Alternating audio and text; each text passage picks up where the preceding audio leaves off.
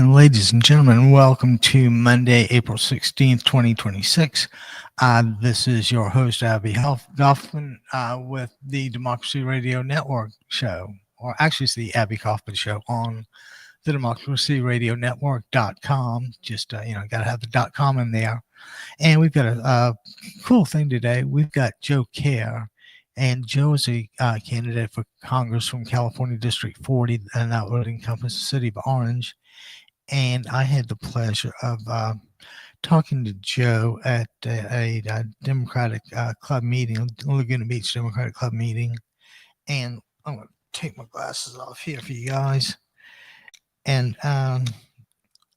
Joe was really cool because, he was a fireman in real life. And I don't know about you guys, but that's, that always impresses me when somebody is willing to put their life on the line. And they get paid, and they get paid. I don't know how much they get paid, but whatever it is, I'm sure it's quite well. It's a good deal for us. Excuse me, but the people that just understand what it's like to have to more or less be responsible for the property and by doing so the well-being of their neighbors. Joe must have spoken for, 15, 20 minutes with his, how he got here and all that. I'll save that for when he comes on. But you gotta take people seriously by what, not only, but by what they do. Actions are always kind of, tell the tale. What did he do? Did he do something? Did he do anything? So, and that's part of a larger point I want to make is, and it's not a morbid legacy kind of point, but the point I want to make is that we only have so much time here. And it would be really nice if we, just kind of take care of people while, do unto others. That's really kind of the big deal, isn't it? So I actually think that you could get rid of all religions if you just had that one kind of rule. And, but of course, nobody asked me to pontificate on that, but I will. How about this segue? I will pontificate on Donald Trump as Jesus Christ. And I'm going to start at the end first. The funniest thing was his denial. Some say you don't look like Jesus in this thing. And Trump's answer was something like, no, I'm a doctor. I'm with the Red Cross. See the Red Cross in there? And I'm like, well, isn't that the same Red Cross you confused with like your last name, T? When you like to see the T, how did you know the guy was carrying a T? You knew all the time, didn't you, Donald? I tell you. And, again, I had a chance to look at a few newspapers, and I'm going to tell you guys, it would make every one of us, a little bit more informed to spend a few minutes and just kind of clicking around the world just to see what's going on, because as much as, isolationism is treated and all that, or as, like a goal, it's good to know what other people think, and we can do it really quickly, and I know some of these things are paid, some of them not. I'll throw a few out there for you. YouTube, and you can get France 24 and DW World, and that's Germany, Deutsche World, and of course the BBC. And isn't it nice that we still have the BBC? Those guys are, I am like into the BBC. So with that in mind, let's get the old phone line up here, and we invite anybody to call in. We are Democracy Radio Network at 949-629-3820. That's Pacific time, please. So, and that's strictly showtime. But do give us a call if you have a thought or want to say something. We'd, the more the merrier. And We'll be hearing from Joe in about another 5 or 6 minutes. But we just, I'm really excited. This election season, things are clearly heating up, and it's go time, guys. It's go time, and we can do this. We've clearly got the numbers on our side. God knows we got the facts on our side, and I don't know what your thoughts are, but I kind of think that anybody has a delusion of grandeur such that they, you know, see themselves as, Jesus Christ, the Lord and Savior of, a couple billion people. It's time to go. Every single one of us, you know, has things we want to accomplish, and we kind of make a plan and we go to it, and we know that there may be some deviations, but we know that when you click on the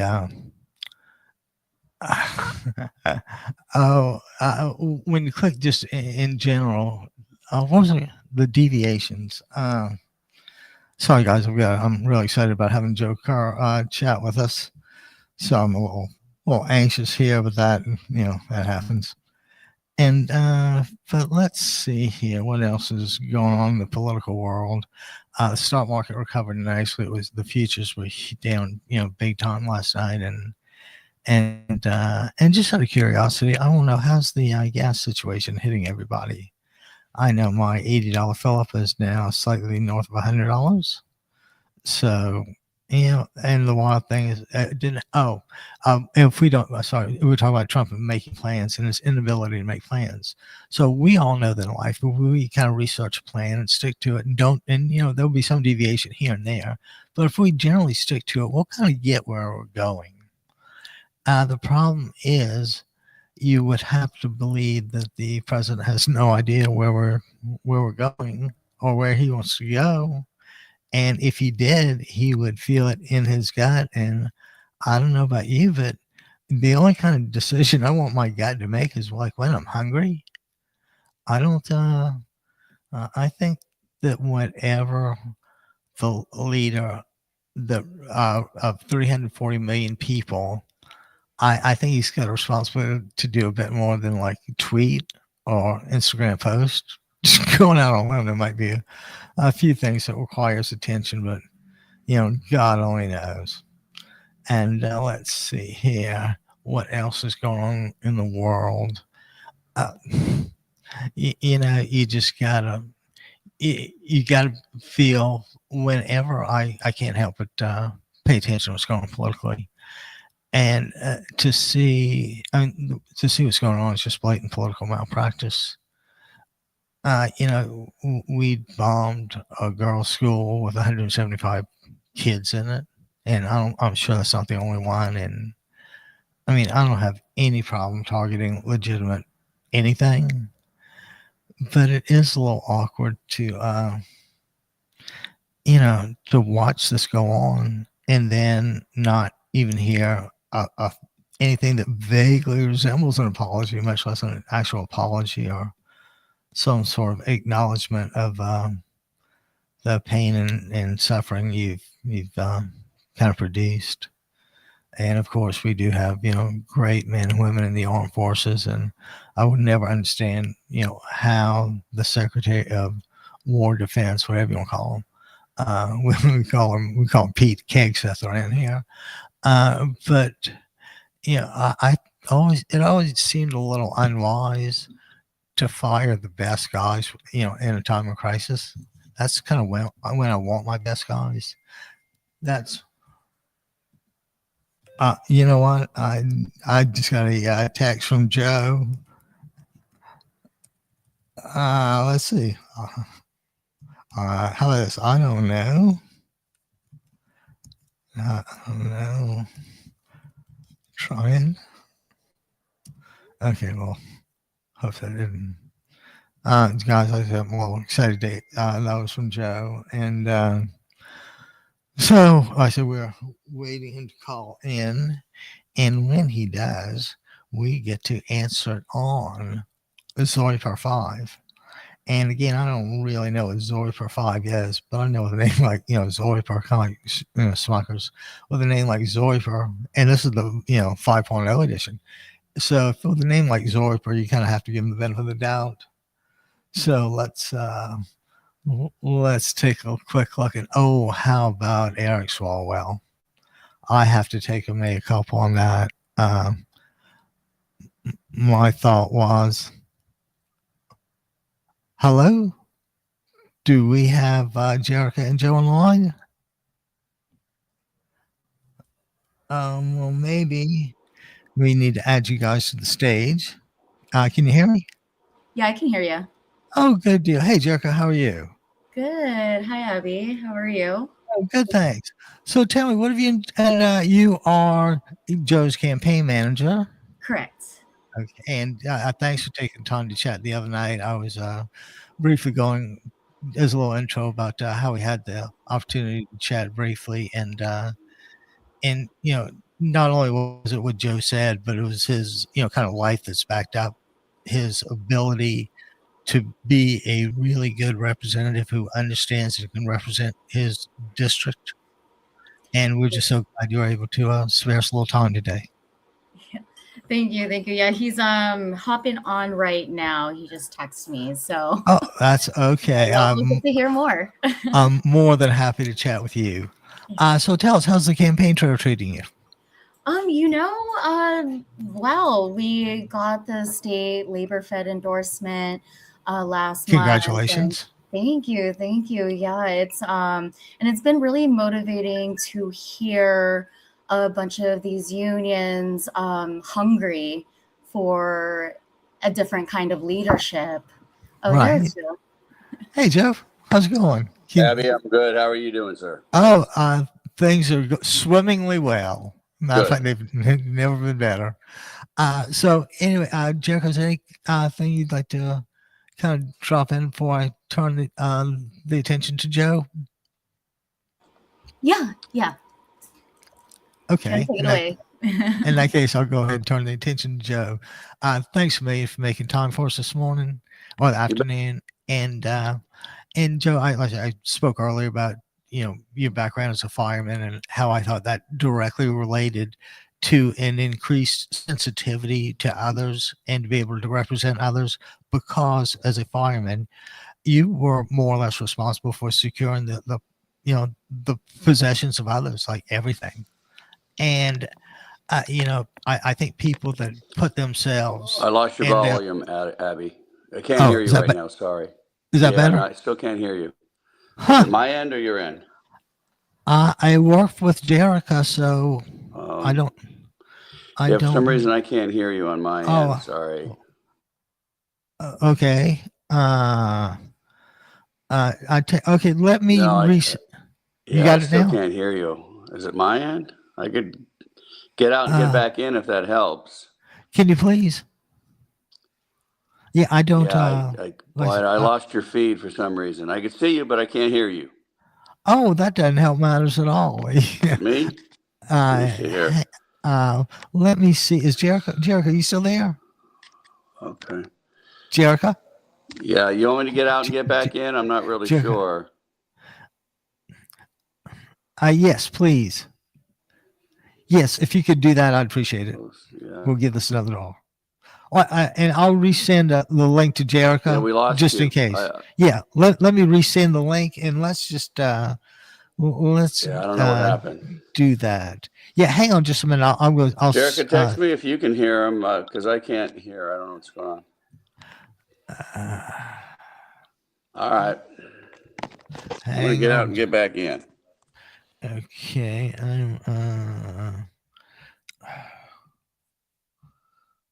Okay. Oh, you know what?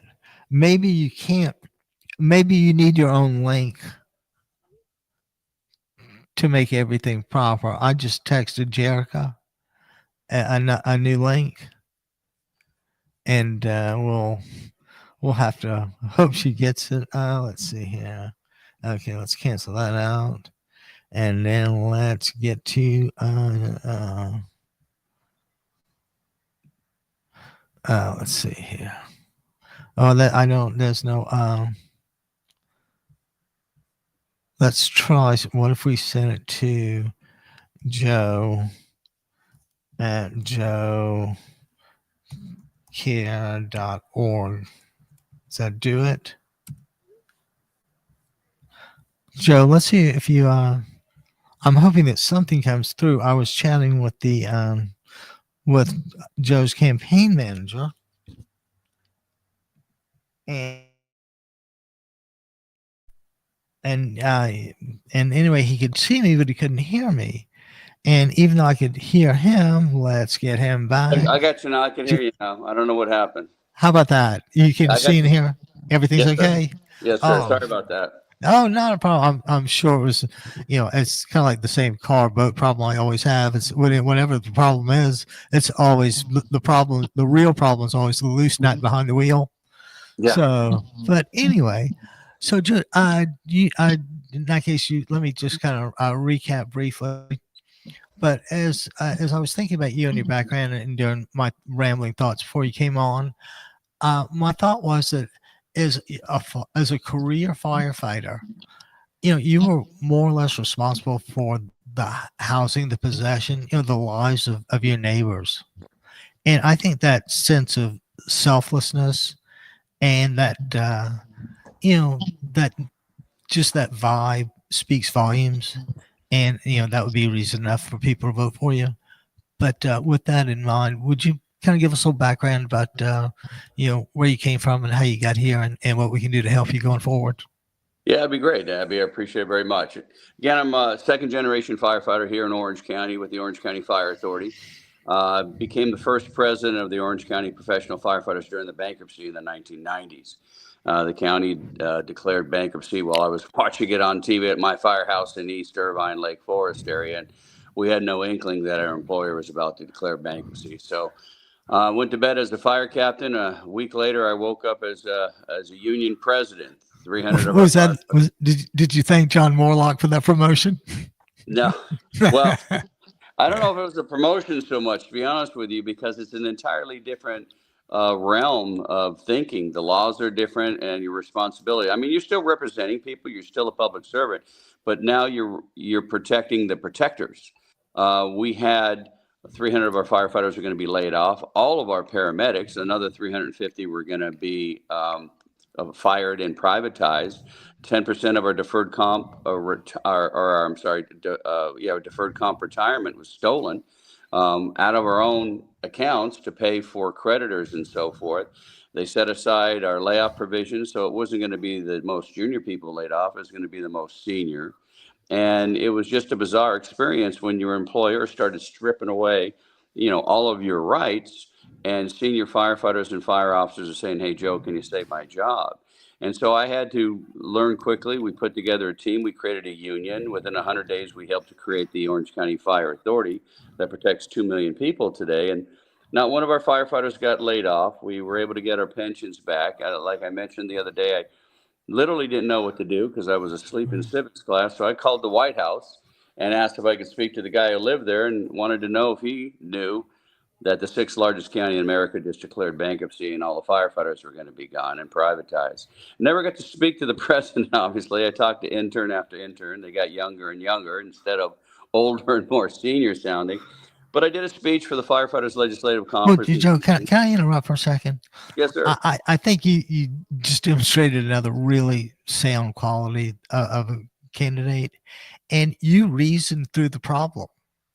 I mean, you just didn't fly off the handle. You had a cool-headed approach. I don't know how much time you spent developing a plan, but you obviously had one. And I admire people that, that make decisions like that. So anyway, well, thank you. I had a good team of firefighters, first responders. We deal with the worst emergency a human being is going to see in their lifetime, and we deal with it in 45-minute sound bites. Try to get them to the hospital and try to save them, and then try to get ready for the very next call and the very next call. So the team I had, the executive board I had, were some of the best of the best. And one of them knew the laws very, very well. And he was able to say, look, government code 3500, 3510 is where you need to seek guidance as far as how to follow the law, how to protect our members and so forth. And then it was just going on the road of giving speeches. And the speech I gave in D.C., Barbara Boxer heard it when she was U.S. Senator. And she said, if the president doesn't sign your bill, I will. And 18 months later, the president passed a law saying no public employees can ever lose their pensions to pay off a bankruptcy debt for a government that had no oversight, by the way. There was zero oversight. So it was a long road. And then we got over 200 bills signed by 5 governors, 2 presidents. All the bills were bipartisan, mostly dealing with governance, public safety, structure, things of that nature, and bringing functional revenue back to our employer. Money that has been given away over decades to other agencies that is supposed to go to the first responder agency, it was going to other agencies for street sweeping and tree trimming and so forth. And it was supposed to go to firefighters and paramedics.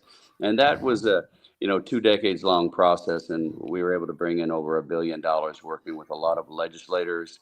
And like I said, 5 governors and a couple of presidents. So it was a learning experience, but I had a great team. Well, but Joe, again, you're a man of action. You contemplate and then you act. And, somehow I think we were not nearly as flush with that as I would like us to be. So it's always really great. People's thought processes just fascinate me. And you just, you're really clear-eyed, this is how it is kind of, or how it was kind of guy.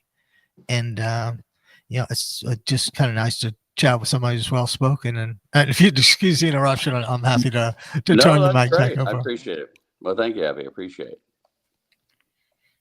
And you were finishing up the Morlock 20-year period. Oh, again, we helped build the Orange County Fire Authority. We had a lot of help from other agencies. We helped build other agencies, and I helped organize a lot of other firefighters in the unions and so forth.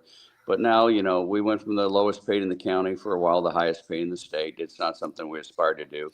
Everything we got done, it was not 1 penny in new taxes. We brought a lot of our taxes back home. As I've mentioned a couple of times before, out of the 58 counties in Orange County, for every dollar we send to Sacramento, Orange County only gets 6 cents back. Counties like San Francisco get 59 cents back. The average in the state is about 14 cents. Now, there's a lot of nuance because of that, but it's a very old bill that needs to be updated. It was passed a long time ago when Sacramento was blue and Orange County was red, and there was a lot of partisan infighting. So bringing money back to the district, back to the county, and by the way, California is also a donor state. For every dollar Californians send to Washington, we leave almost $100 billion there. And I don't think anybody minds helping build bridges and roads in other states, but we would like our money to come back home to build bridges and roads and infrastructure here in the state of California and here in the CA40 in Riverside and Orange County.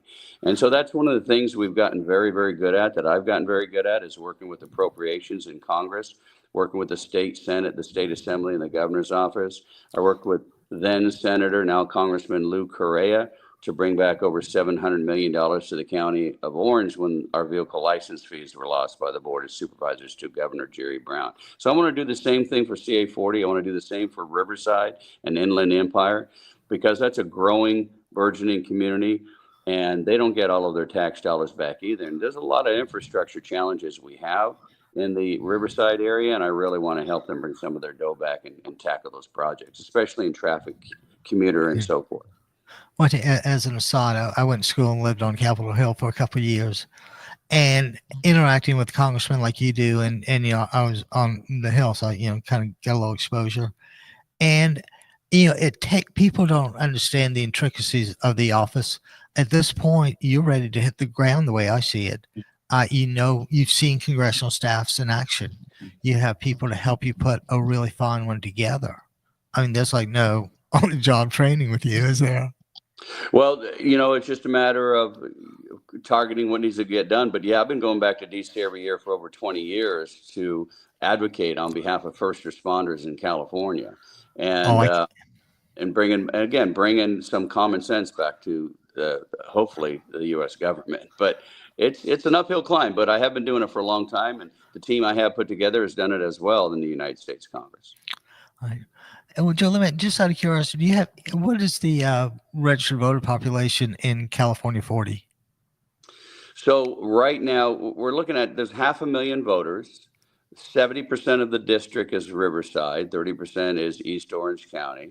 It includes Menifee, part of Corona, Murrieta, Lake Elsinore, Canyon Lake, and so forth.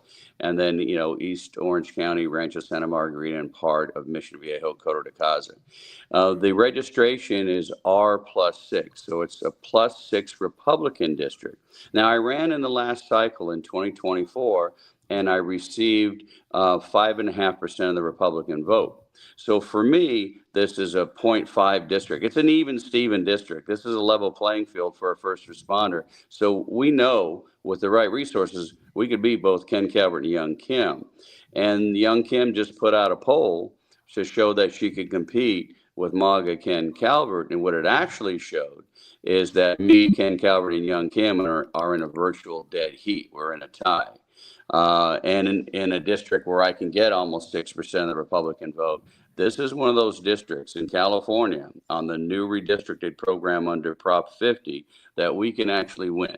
We can actually flip this seat and help take back the House. So CA 40 is very much in play. Well, for anyone within earshot of my voice, Joe, let's get behind Joe and do what we can. Contributions are always help a candidate. So if you can, please do. Joe, what is there? Anything else you'd like to kind of share with us? Well, just Abby, thank you so much for taking the time. We're hoping that people will help out, even if you don't live in the district. The rest of the districts in Orange County are already blue. This and for Orange, for LA, for Riverside, for Inland Empire. CA 40 is one of the greatest chances you can make to contribute, to flip a seat and take the House. You go to Joe Kerr for Congress. Please contribute. Every little bit helps, or sign up as a volunteer. You heard from my campaign manager, Jerica, and she's more than happy to help anybody. But people can contribute to Joe Kerr for Congress. That'll help us tremendously get the message out to everyone.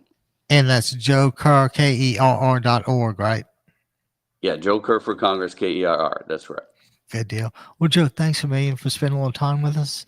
And, we wish nothing but the best. We're a phone call, text, or an email if we can ever help. And, do you have any public sessions planned for the next few days? Yeah, I think Jerica could go over that. We do have some Meet the Candidate events coming up. We're going to do just go around the district and meet up with folks, meet and greets. Is Jerica still on? No, I think she split fairly early. We'll try to send that to you, but you could go to our website and you can see the upcoming events that we're going to be having. We're going to be doing some kitchen table meetings around the district in Orange and Riverside County over the next 3 to 4 weeks. And anybody can sign up to show up to meet the candidate, and we'd love to have folks. Good deal. Well, Joe, again, I'm in your debt, and if you need anything, please let me know ASAP. Abby, I appreciate you. Thank you so much. Have a good rest of the week. Take care. Bye now. Bye-bye. And ladies and gentlemen, that was an interview with Joe Kerr, KERR, Joe Kerr for Congress. And I think, I'd forgotten about the Orange County bankruptcy days. Things were bleak, but California's always been a high-low state. But and something Joe didn't mention, but in the larger picture, California is like the 6th or 7th largest economy in the world, and Orange County is a big part of that. And the only reason Orange County is a big part of that is because the Orange County people are a big part of that. So let's give him more than a little consideration for Congress. And again, this is your host, Abby Kaufman, on democracyradionetwork.com. And we're taking calls from 12 to 4. So you never know how that shakes out. So 949-629-3820. And let's see what was,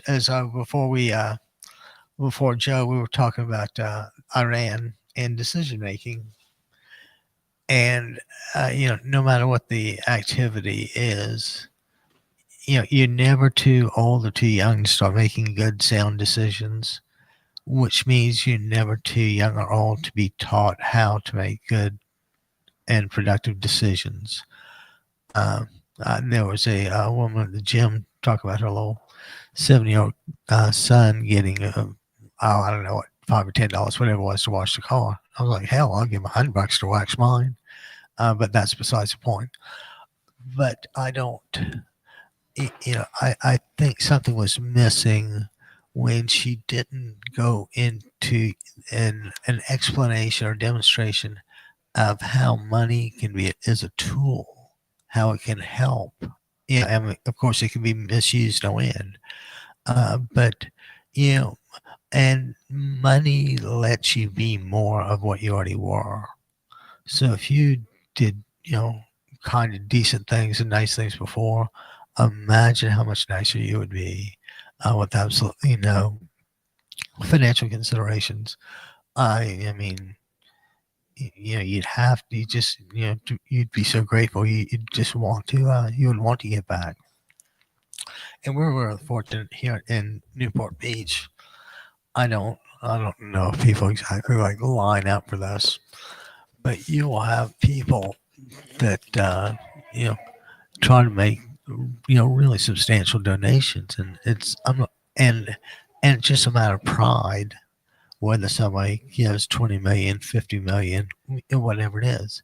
It's purely pride. It's here. I like you guys. You're doing good work here. So that's I'll quit preaching on that. Otherwise, you might get a picture of me like Donald Trump is as the Lord and Savior of Christians worldwide. And guys, just to have anywhere near that kind of delusion of grandeur, that's not like the height of mental stability, if you know what I mean. I can't, I tell you, I've never understood human nature, but I can't imagine anyone voting for Trump after January 6th. Just that one thing, give him everything else. But in that one thing, just like enough, but apparently not. Now, it's funny. I did watch the videos. I did watch the congressional hearings, and I'm pretty sure they got it right. I'm pretty sure that I hate saying this. Our president could be one of the luckiest men on the face of the earth. He clearly didn't get there by intellect. The real question is who's pulling the strings. I mean, everything just seems to hurt us and help others. I mean, where do you think all those fired scientists went? We had the best and finest research facilities and the best people in them. So, they had to go somewhere. And the UK was pretty popular. Canada was popular. Sunny, warm places were popular, but sunny, warm places always are. And, we lost them. It's going to take God knows what to get them back if they come back. And if they don't come back, if they do come back, we've lost that time and that kind of, few gap years. So if they don't come back, it's just an intellectual vacuum. And who benefits by that? It's just the person causing the vacuum. So anyway, we need to be a little more, what's the word I want? A little more discriminating in our thoughts and decisions. So, and like I said, so we are now, I don't know when this happened, but I'm pretty sure it wasn't like before Trump started bombing Iran. But how did this decision Iran announces a blockade or, transit for a fee, which, it's a toll booth. So it's not their toll booth, but it's a toll booth and, they're there. So, and like I said, the rules of the game changed. We were talking to those guys while the bombers flew in. Think about that. We were trying to not have this. and you dropped bombs on us. Why did you drop bombs on us? To get us to surrender. Well, and those bombs you dropped, you didn't kind of like know where they would go. The same World War II. You know, we have guided munitions. In case you can't tell, that whole girls' school thing is just, I mean, it's sickening on so many levels. But I will offer this. I think the worst level is the cavalier treatment of the deaths and maiming of kids that our president has shown by blaming Iran. They did it themselves. Well, it was one of our missiles. Well, they might have gotten one of our missiles and blown up their own kids' school. After a while, ladies and gentlemen, you just say no. That's a lie. We can move on from the falsehoods. We can move on from the untruths. We can move on from all the claims, Trump claims. Well, I mean, just because Trump says something, it's automatically what Colbert would call the truthiness, I guess the truthfulness of anything he says is in question. I mean, a guy teaches golf, and I don't know if you know this or not, but apparently he kicked so many balls on the golf course, they call him Pele. That would be Pele, the soccer player who is really good kicking the soccer ball. I mean, the whole package is just, beneath the veneer, it's just a wreck, and because he lacks the ability to plan and reason, it's inherently unstable because there's no steady forward progress. There's just kind of it's like being in the ocean, you just kind of slop around. And while we have been, I've offered the Donald Trump's retribution tour is actually against 340 million Americans. Otherwise, he wouldn't do half the stuff he does. But what are you gonna do? I know what I would do. I know what I would try to do, and I know what I'm doing.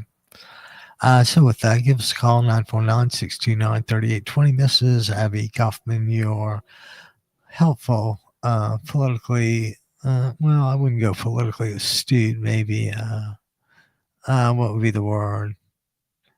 Maybe I'm just a political voyeur. Maybe I just like watching. Who knows? But at any rate, we are here at 949-629-3820. And the reason we're here, and let's make no bones about this, is I want to help elect excuse me, as many Democrats as possible. Worldwide would be nice, but I believe in local grassroots kind of stuff, and we're you're establishing our roots here in Orange County. I've been here for 40 some odd years, and California's just different. Like I said, we are an economic powerhouse. If we were left to run our own affairs, I'm pretty sure we'd be better off. And the only way California, this is an interesting thing, and the only way California would be able to do that would be if they seceded from the Union. Does that sound familiar? Anybody secede from the Union? Secession, Civil War, Fort Sumter, shot heard around the world, Charleston, South Carolina. Anyway, that's my hometown. And I mean, you can just see the battery of cannons on what's called the Battery, White Point Gardens area downtown. Really stunning place overlooking the harbor. And you can see Fort Sumter out in the harbor. I mean, you can just see how the battle lines were. So let's get back to California and secession. And let's go back a step or two. Were the Americans right to secede from England in 1776? or whatever it was. Keep in mind, the first establishment in North America by the British was it Jamestown, Virginia in 1607, and Charleston was second at 1670. So anyway, give us a call and 949-629-3820, and we just love to have you. So, and like I said, okay, and I'm sorry to keep coming back to the same, but it just fascinates me no end. Here you have, Iran decides to block the Strait of Hormuz, and and whatever it is. So, okay, and then Iran says, "Well, if you're not trying to kill us, we'll let you go through. We'll charge you, but we'll let you go through. As long as you're not killing us." So, some countries said it sounded reasonable. I clearly see their point. So then what does the next step in the Trump plan call for? Oh, this is so funny. The next step in the Trump plan was to call for his own blockade. Like, my blockade is bigger than yours. You think you're going to blockade the strait? I'm going to blockade the strait. The truth of the matter is, ladies and gentlemen, is we have just got to end this nightmare ourselves. No, it's a nightmare. We brought it. Enough people were fooled that they obviously voted for the guy, but it needs to be remedied like really quickly. And a lesson that he did not learn is not only it doesn't necessarily change when you eliminate the top guy, you have to eliminate the guys under him. So we just don't need a change in president. Democrats need substantial majorities in each chamber. The House, the Senate, the judiciary. God knows that needs us badly, and that kind of leads the executive branch and all that. And a really crucial thing about the judicial branch is they are important. They're a co-equal branch of government, but it's not like they have the enforcement tools that other branches have. So way back when, does anybody remember a Supreme Court Justice, Ruth Bader Ginsburg, real pioneer in American civil liberties? Anyway, Justice Breyer died, and she had been ill for a while. People could see it coming, and the thought was maybe she will resign so the president will get a chance to appoint a liberal candidate. But of course, she hung on. So, in effect, and then when the new attorney general was nominated, what does the head of the judiciary, Mitch McConnell from Kentucky, do? He refuses to hold a hearing. Now, under his interpretation, he is commanded by the Constitution to give advice and consent and pass or eliminate a candidate for a position. And you can't when you're when you're a candidate for a substantial position like this. Mitch McConnell, Merrick Garland. But McConnell wouldn't advise and consent in a timely manner. So Trump gets the nomination, or gets to nominate, and that's where we got who was the first one? Amy Coney Barrett, I think. And these people on the Supreme Court, the five or the six conservatives, they are dedicated to theories. The Democrats understand the necessity of taking policy implications of your decision into consideration. So that's why you generally have democratic rulings that are expansive, because they believe, and this is the most profound example, The judicial system is based on the belief that it's better to let 99 guilty men go free than to send one innocent guy to prison. Now, think about that. Think about people, been on juries and all that. Can you imagine 99 people as an acceptable price to pay? To not make a mistake. And then let's take it a step farther. What are you making a mistake? Are you talking about saving somebody from prison time? Could it be a death penalty case? God knows there needs to be certainty in that. And as a general proposition, I never thought it was good that a state kill its own citizens. I mean, I'm certainly not in the re-education camp field. But the truth of the matter is we can do better. We can do better. We have an abundance of riches in the candidate column. The only thing the Republicans have are lies and distortion. I take that back. They can sell, they've inflicted a lot of pain. Let's see them try to sell that one. I was talking earlier about how my $80 fill-up is now $105. And I'm likely to be able to pay it and all that. But what if people just, they have to plan their budget down to the last $10, much less $100. I don't, of course, I've never met or chatted with Mom Dommy, but as a general proposition, you have to take care of people.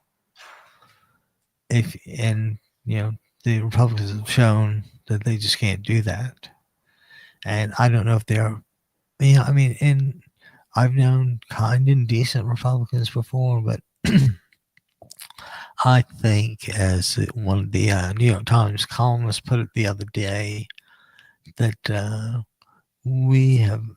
Trump has ushered in a period of moral and ethical free fall. And I don't know about you, but free fall, and I usually want my fall broken or stopped with something nice and soft. Definitely not concrete. I certainly don't want to fall on that. A little water, or maybe snow. It depends. Kind of cold for that. But anyway, let's get back to politics. And how about this Eric Swalwell thing? And it's just one of those things that it's not automatically the truth or falsity of the statement of the accusation, but it's the mere fact that the accusation was made. And I think, I'm hardly a prude, but I don't think that, I realize you can't necessarily separate sex and politics because somebody's always getting screwed. But you just, what's that old saying? You don't dip your pen in company ink. Is it that hard to remember? I understand that, the moment of passion, all that stuff, but, and the truth of the matter is, you can do whatever you want, but in the larger picture, there's always a price to be paid, which is why I keep coming back to the importance of good decision making.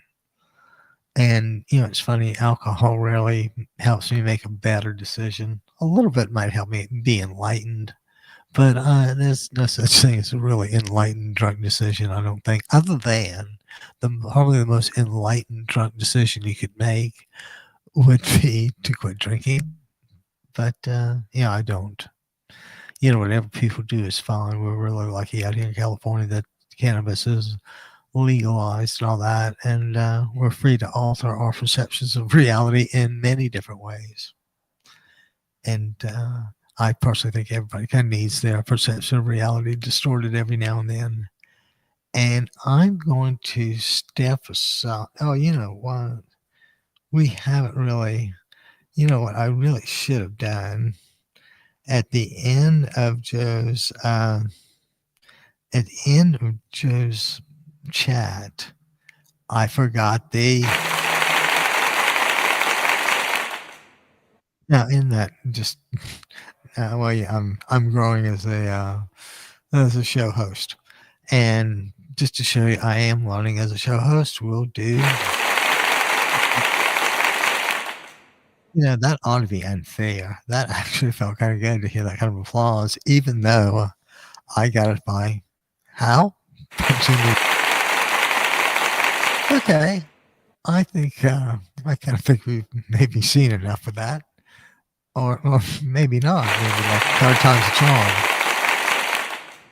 Now you know why. It's a good thing I don't drink. I might have one of those like not necessarily addicting personalities, but when I think something's funny, I do kind of tend to dwell on it. And while I'm dwelling on it, I try to make the point sharper and sharper each time.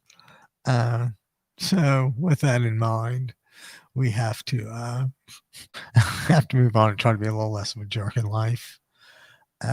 Noble goal for all of us. Actually, I've got a really simple goal for all of us. How about drive decently? No more road rage. No more tailgating. No more bright lights. And I got to tell you, on a kind of a parallel note, I've got to give credit to the Newport Beach Police Department for their super efficient use of resources when they stopped me at 6 o'clock in the morning on Pacific Coast Highway, just inside the Newport Beach border, as I was coming back from the gym to Starbucks to have a coffee and all that.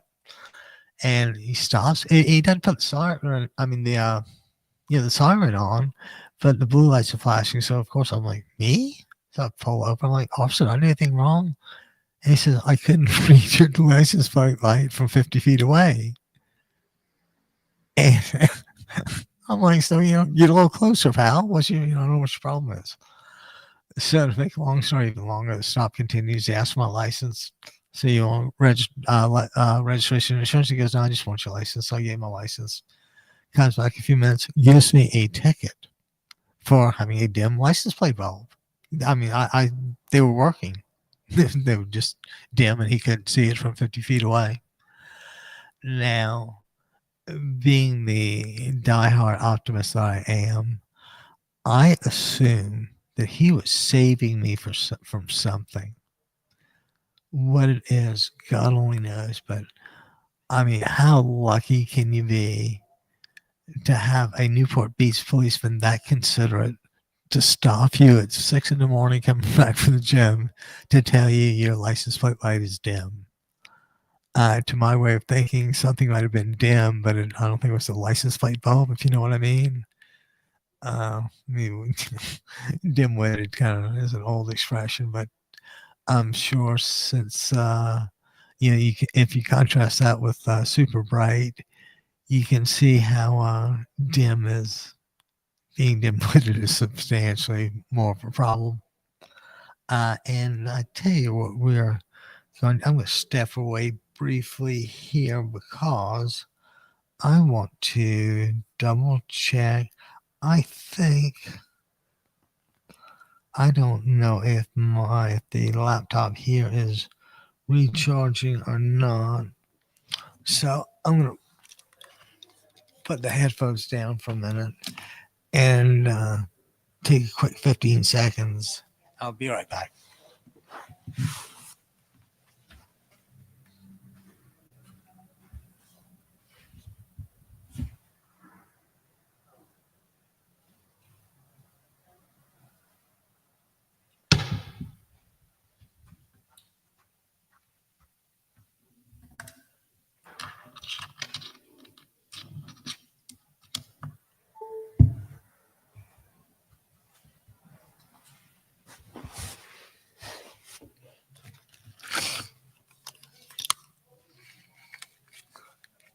Guys, I have a very, very shocking statement to make, and actually it's more of an observation.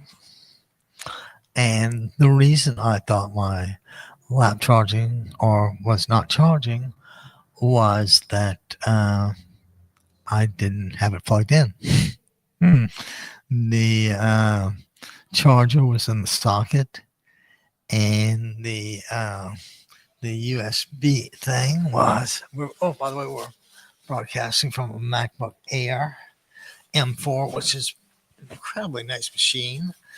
I don't know if anyone's tried those Mac Neos yet, but I'm certainly curious. I mean, for $5.99, my brother is an Android guy, but for that, I can buy him a Neo, and we can actually like FaceTime. I could, so you probably want to be careful who you FaceTime with and where and how and all that, but you've got to admit it is a really cool option. So moving right along, Eric Swalwell, and I keep thinking, just why was it worth it? And of course, looking back on it, yeah, it's always worth it in the moment. It's just never worth it afterwards. So I have no idea if the guys are like married or kids or anything, and but yeah, there's just always a price to be paid. There's no, who's that, Milton Friedman? There are no free lunches. Well, what he means is everything has a price.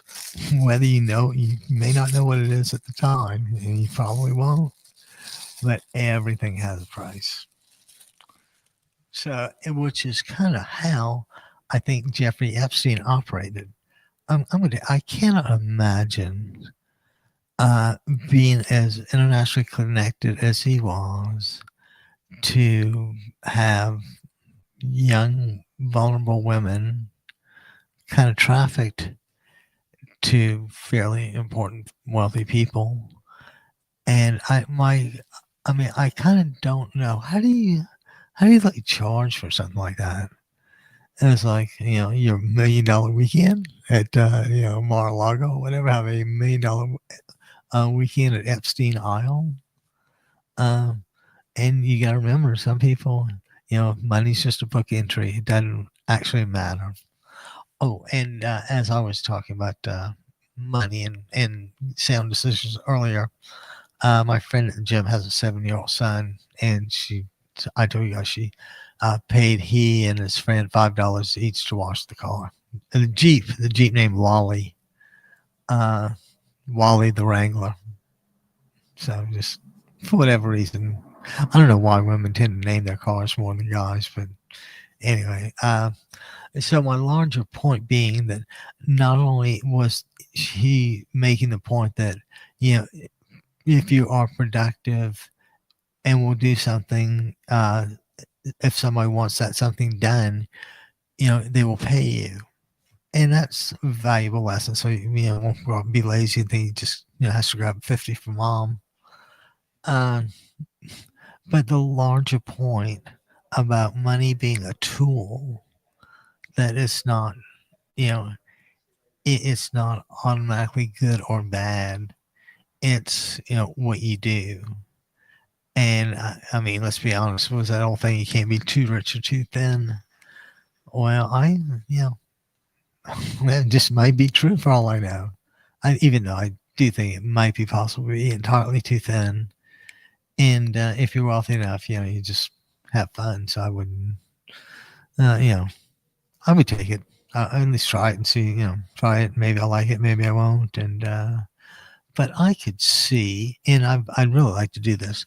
I'd like to take the show on the road, like, God save me dead, in an RV, in, different towns, different towns, and, chat with people. Just set up in a little corner of the local, Elks Club or something. Well, no, their Elks are a little too conservative. I don't know who I guess the liberal hippie coffee shop. And those guys you really don't want to talk to either. Sometimes the dumb guys are just entertaining because you can't believe what comes out of their mouths. For instance, I had a guy text me about my position that things have clearly gotten more expensive. And it's the Republicans' fault. And this guy says, no, you're wrong. It's people like Gavin Newsom who makes things more expensive because he increases the gas tax. I'm like, you idiot. He might have proposed an increase in gas tax, but regardless, it's not like Gavin Newsom said, and thou shalt charge $7.99 a gallon for premium. That's making somebody do something. The other way is just, it's a gas tax. I mean, and people have been unhappy about paying taxes, ever since taxes were invented. I mean, I'm sure those old Roman guys got, really ticked off about it. So, and another thing, I happened to meet the Afrobeat Messiah the other day. Completely out of the blue, it was completely unplanned. I'm leaving the little recording studio at the library, and I'm carrying my Telecaster in my, rectangular kind of flat guitar case. And this guy comes up and got like, flowing robe and, dreadlocks and, cool looking guy. And he says like, hey man, you a musician? I went, no, I'm just a noisemaker. I said, my mother was a classically trained concert pianist, but the best I could hope for is noisemaker. So, of course, he introduces himself as the Afrobeat Messiah. I'm like, wow, pleased to meet you. What else you say to Afrobeat Messiah? But pleased to meet you. So, of course, he turns on his Instagram account and all this other stuff. You got an interesting tweet here, but I'm not going to do that while we're chatting. So, life is strange. And if you want to tell us how strange it is, give us a call at 949-629-3820. We'd love to hear from you. And does anyone out there familiar with George Noory and the Coast to Coast show?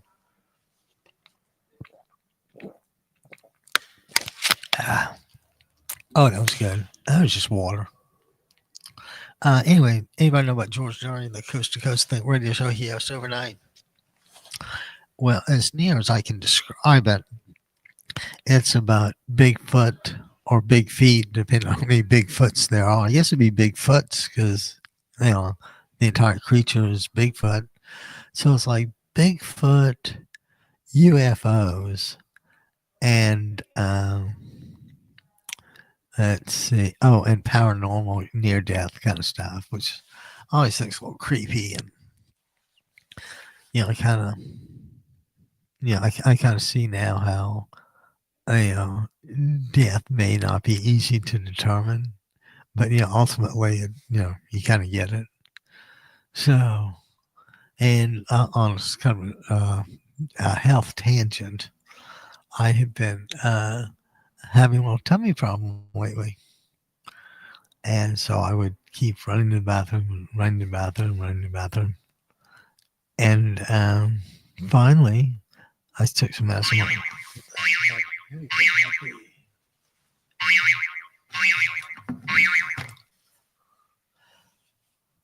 Mark.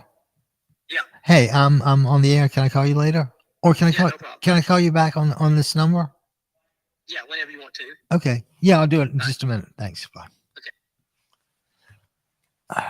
And let's talk to my brother here. And he's 16. He lives in a place called Flowvilla, Georgia, which is in the general vicinity of Macon. And let's see if this goes through here. Mark, can you hear me? How about that? My interview went well, and when you called, I think, and I did his through the streaming thing, but I haven't had a call in. And when you called through, I'm like, God, can I call you back on this thing? So thanks for letting me do it. Oh, even now? Huh. It's funny. Uh, with me, there's like zero latency. I mean, this is like a normal conversation. So, and like I said, the interview with the guy went well. It was a little rough at first. He, couldn't hear me for whatever reason. So I just resent him the link and put him up on screen. So anyway, so how's the ride to hardware store?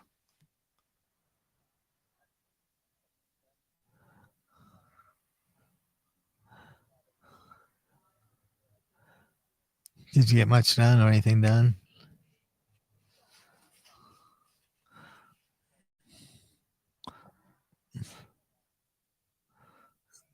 What? It's been years since you've done any, like real physical stuff, isn't it?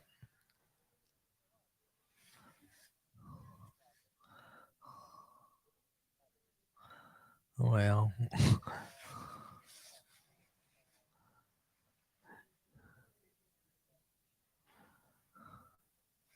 is the weather going to hold? I guess. Will the weather hold and be nice the whole time?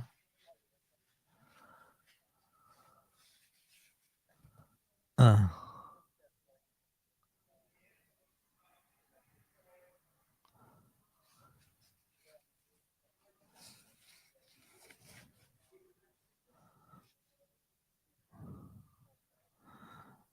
no, but I mean,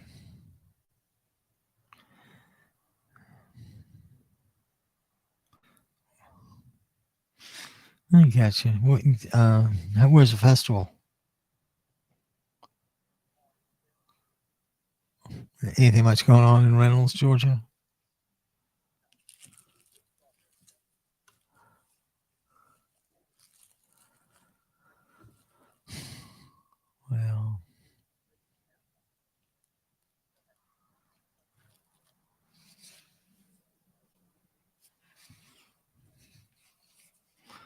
Well, you see, have you been playing a lot lately?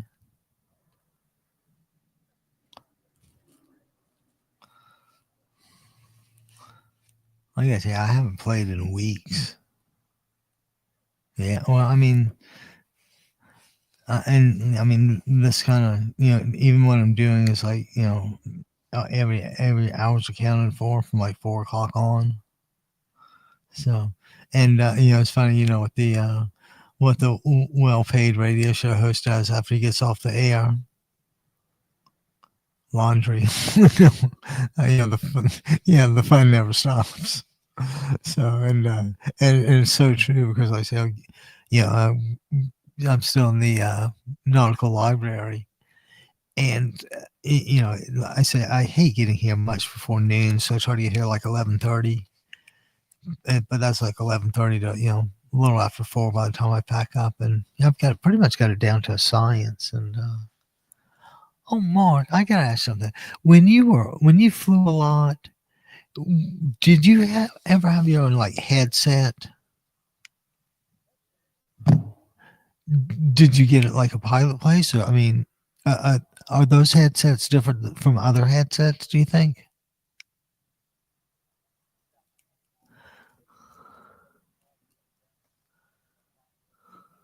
Okay. Well,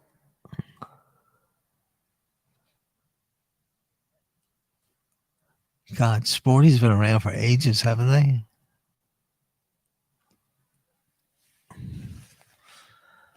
Uh,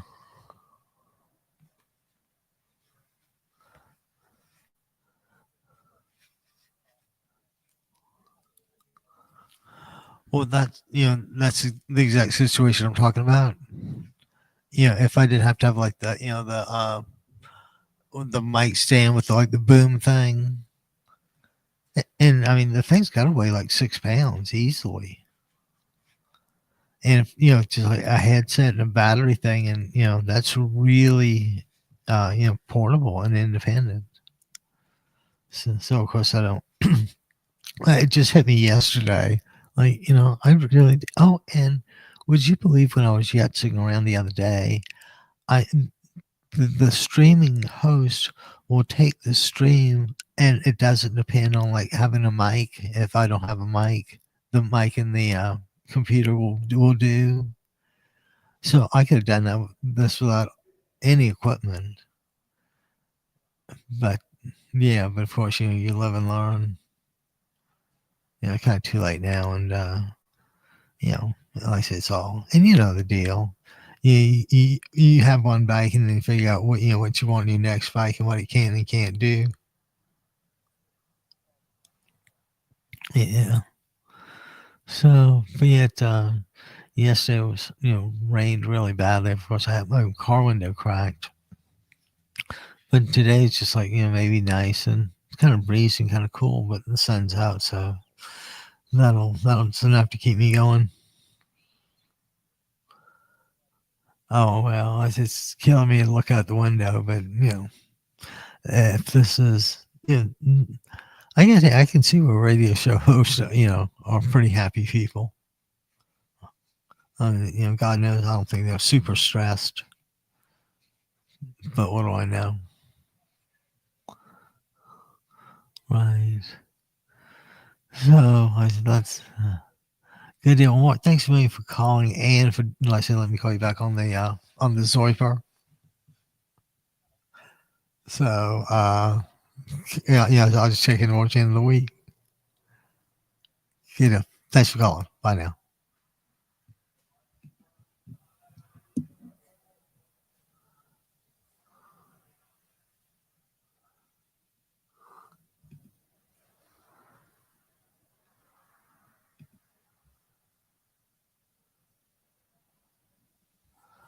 All right, ladies and gentlemen, that was a nice little chat with my brother in Macon, Georgia, Fayetteville, Georgia, whatever it is. And I tell you what, give me just another few seconds. I want to step outside and eat a little something. Hang on, I'll be right back.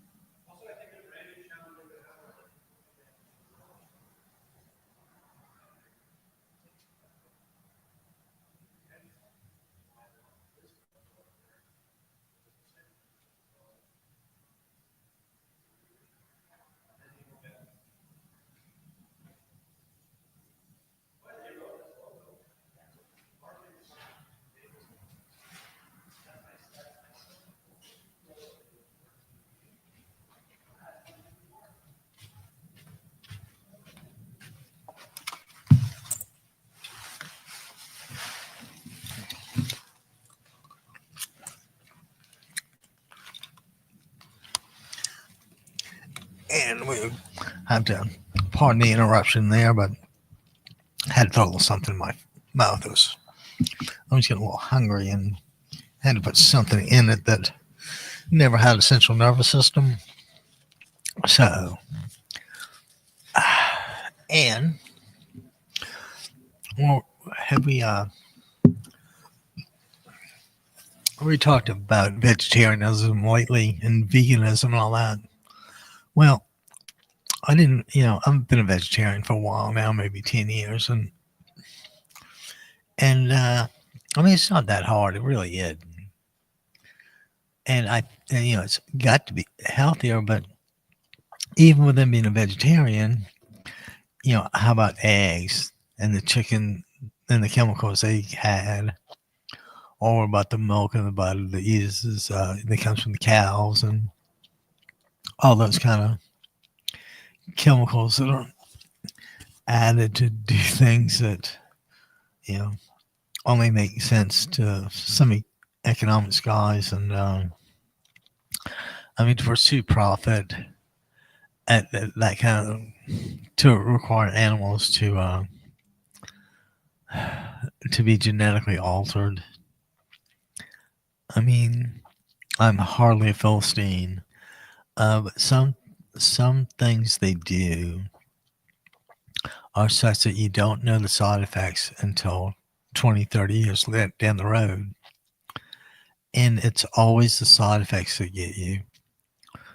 Um, you got to be careful. You got to read those labels. I read my pharmaceutical labels much too closely. Matter of fact, my doctors all hate me because they'll prescribe something, and I either won't go pick it up, or if I do pick it up, I just throw it in the drawer. So I'm going to take that. Could cause I don't know, left testicle to explode or something. I clearly don't want left or right testicle to explode, so I probably won't take that if that's a potential side effect. And I'm sure there's countless other side effects that are, kind of a little awkward, but I digress. And you know something? I am really. Oh no! Oh no! Oh no! Uh, there's a radio guy in Los Angeles I really respect, and I've never met him. His name is Morris O'Kelly, and he goes by Mo Kelly. And Mo, I know very little about him other than what he's kind of offered. But Mo, as a native of Los Angeles, if I'm not mistaken, his parents were school teachers and teachers in an era where you were expected home before midnight. And when if Mo were to ask his parents, why should I be home at midnight, the classic response would be, because nothing good ever happens after midnight. And I think most young men would kind of dispute that, nudge, nudge, wink, wink, know what I mean, know what I mean. But anyway, it seemed like he was a decent guy with good sound upbringing. And I don't, and then this is amazing to me. It's obviously Mo's a smart guy, and he got accepted to Georgetown University in Georgetown, DC. And not only did Mo manage to get in, but he got out and went to work with I think he got out with a degree in business. I think their school was McDonough.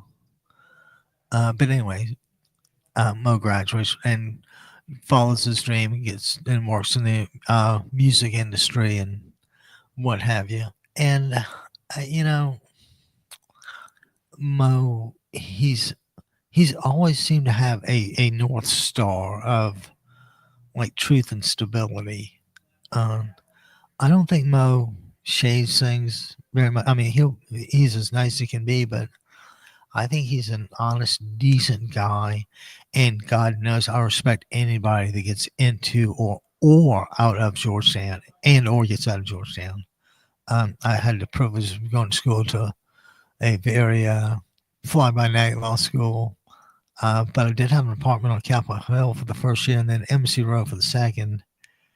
And I can tell you for a fact that DC is really different. But anyway, so Mo got to spend at least 4 years in DC, and you don't understand the people you run into in DC or particularly Georgetown. I never really heard foreign languages heard walking down the street until I got to DC. I mean, there's everybody from every country. And if they're inside the district in the northwest section or southeast section, Capitol Hill, they were probably doing financially well or had some economic interest in being there. And I would like to think that old joke about having the best politicians money can buy is over. But things are just a little out of whack these days. And I guess we're lucky they're only a little out of whack because God knows the president's pretty much way out of whack. So I read a post or tweet or something about the president being unhinged. And I'm like, are you kidding me? He left unhinged behind years ago. He's been full-blown bat poop crazy, for a couple of years now. So, and there was another really great tweet or something. It's about the dumbest son of a bitch. Dumbest, what's supposed to say? The dumbest mother father on earth and the most powerful person on the earth should not be the same person.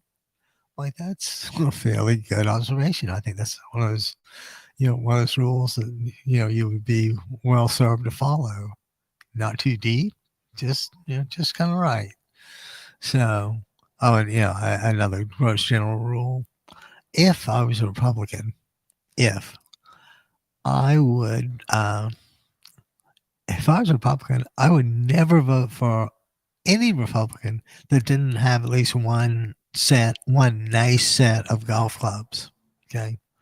On the other hand, if I was a Democrat representing, wanting somebody to vote for me, I would never vote for a Democrat who had one nice set of golf clubs. So, we all value different things, and golf is what it is. Obviously a well-loved sport by countless people. I just think that for me, I appreciate the great outdoors, but not like I don't want like a bear or anything too close. That could be harmful. So for me, it's always been sailing, particularly sailboat racing.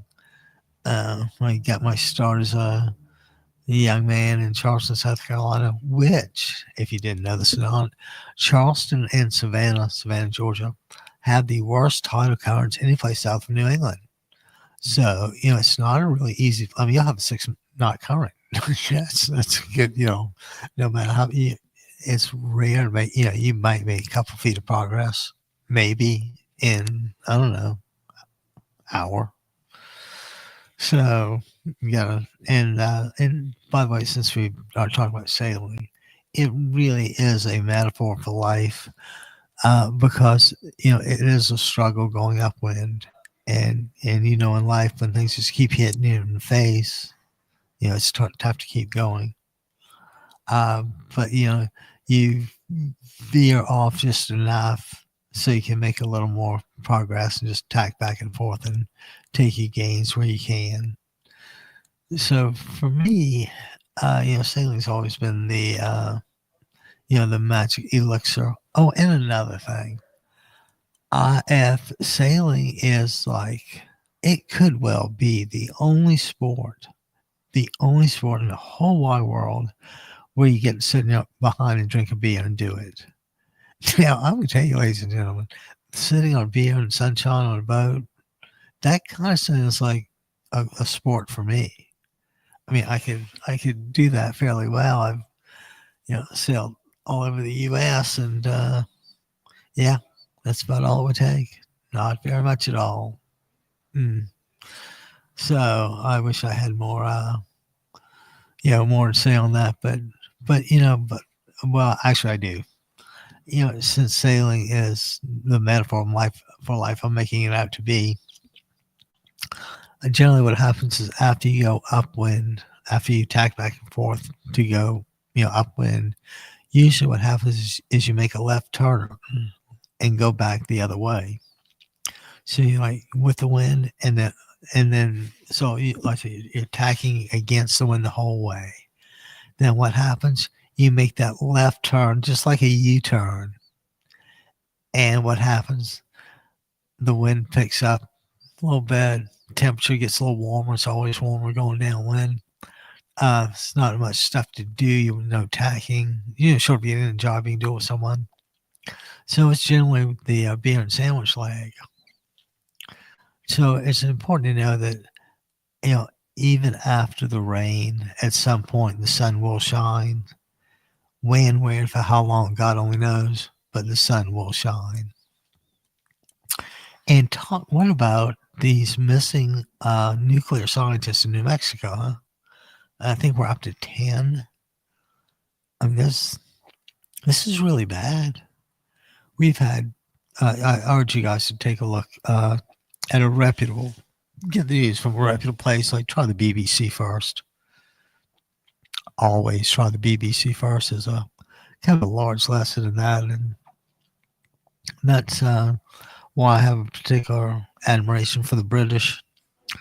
Not only did they give us the notion of a social contract between what the government or the king does and what the servants and the slaves and the regular families get. And it's not unlike a business. You don't have to be nice, but it's generally better. Oh, and you know what? I can't believe it's not, and it's finally time for. I love that thing.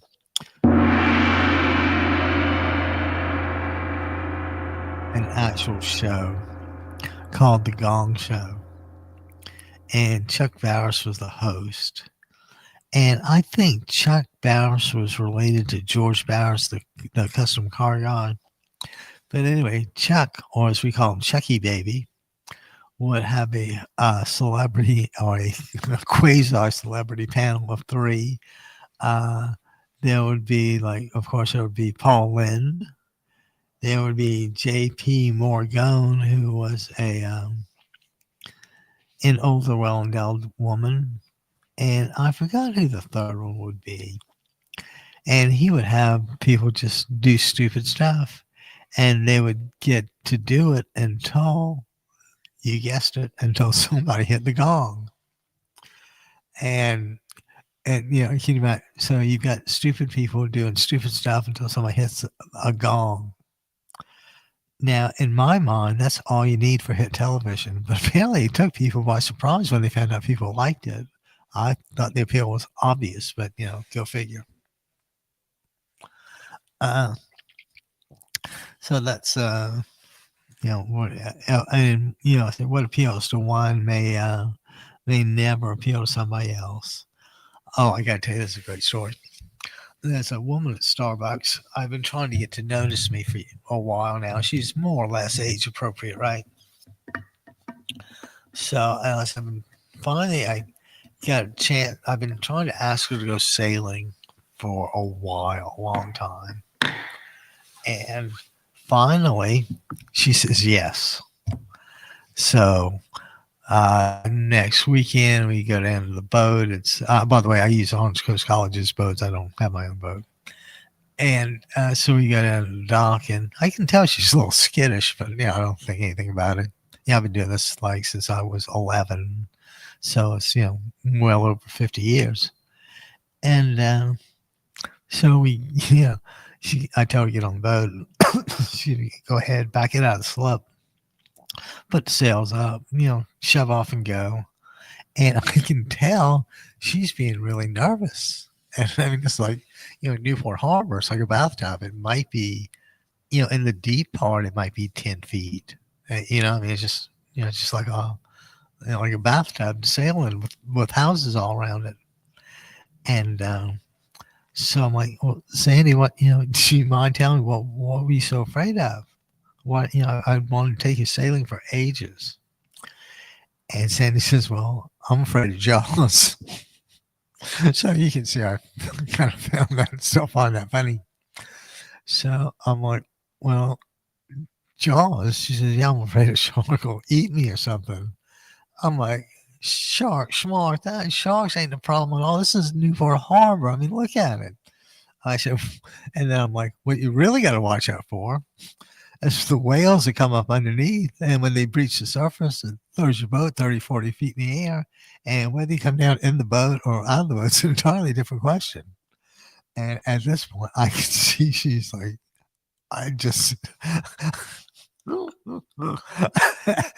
You know, and her reaction is not, she's not exactly finding this funny. And of course, sooner or later, I was going to break up about it. Just teasing her. And she's, I immediately get like the cold shoulder. Oh, come on, Sandy, you didn't think that was funny? Yeah, she said, no. So I'm like, well, yeah, that's okay. We'll try to impress her later on. So then I doubt there was an adult beverage there while going on, but maybe there was. And so finally, I started dragging my hand in the water along the side of the boat, right? And then so I do this for a few minutes, and then all of a sudden I scream, "Hey!" and jump up my hand out of the water, and I'm like, God damn, that hurt. And by now she's like, "What happened? What happened?" I'm like, oops, it bit me, right? Whatever it is. And I'm cracking up, and she isn't. So we enjoyed knowing Sandy very much. She was a really good girl, a good woman, and I hope she forgives and forgets. And I will tell you this much: Willie Brown, the former mayor of San Francisco, the former Speaker of the California House, Willie's was a big deal. Willie came out here. His parents were like sharecroppers in Texas, if I'm not mistaken, and he, I think, just rode a boxcar out here. I mean, he literally came with nothing, and he's a wealthy individual. He's an accomplished legislator, mayor of San Francisco, a close horse like you wouldn't believe. I mean, the good stuff, the Wilkes Bashford, whoever's in these days. So, well, anyway, Willie's best political advice to me, and I rarely hear good political advice, but Willie's political advice to me was forgive and remember. Oh, okay, perfect, Willie. I can do that. I will forgive you guys, but I'll just never forget it. So Willie, it's funny. Willie had observed so much human behavior. He innately would know what to do in any given social situation. Sometimes a little ostentatious and not like the height of humility, but we're all gifted in different ways, right? So, Mayor, I hope things are going well. I hope to run into you at the Tatted Squirrel next time I'm up there, and come on down. Oh, and by the way, if Willie is actually listening, I'd really like to chat with you if you don't mind. 949-629-3820. And just, at any given, whenever you're up to it, let me know. So thanks. What else? Oh, we hadn't heard. Excitement. Can you feel it? Yeah, I know you can. But anybody remember Maynard G. Krabs? Maynard was on the Dobie Gillis show. And Maynard, I think he gets general credit for... Let's do that again. And Maynard G. Krabs gets credit for being the first known hippie. Maynard was hyper allergic to work. He loved playing the bongos, which drove Dobie's dad crazy because Mr. Gillis was in the grocery store, and you were supposed to work hard, and you weren't supposed to hang out and play the bongos. But anyway, I drink to Maynard. Oh, and while we drink to Maynard, let me show you our new sticker on my mug there. Can you see this? Silence is compliant. Shout louder. DemocracyRadioNetwork.com. You talk, we listen. So drop by the website, DemocracyRadioNetwork.com. Catch our live stream from the website via YouTube. And let us know what's going on.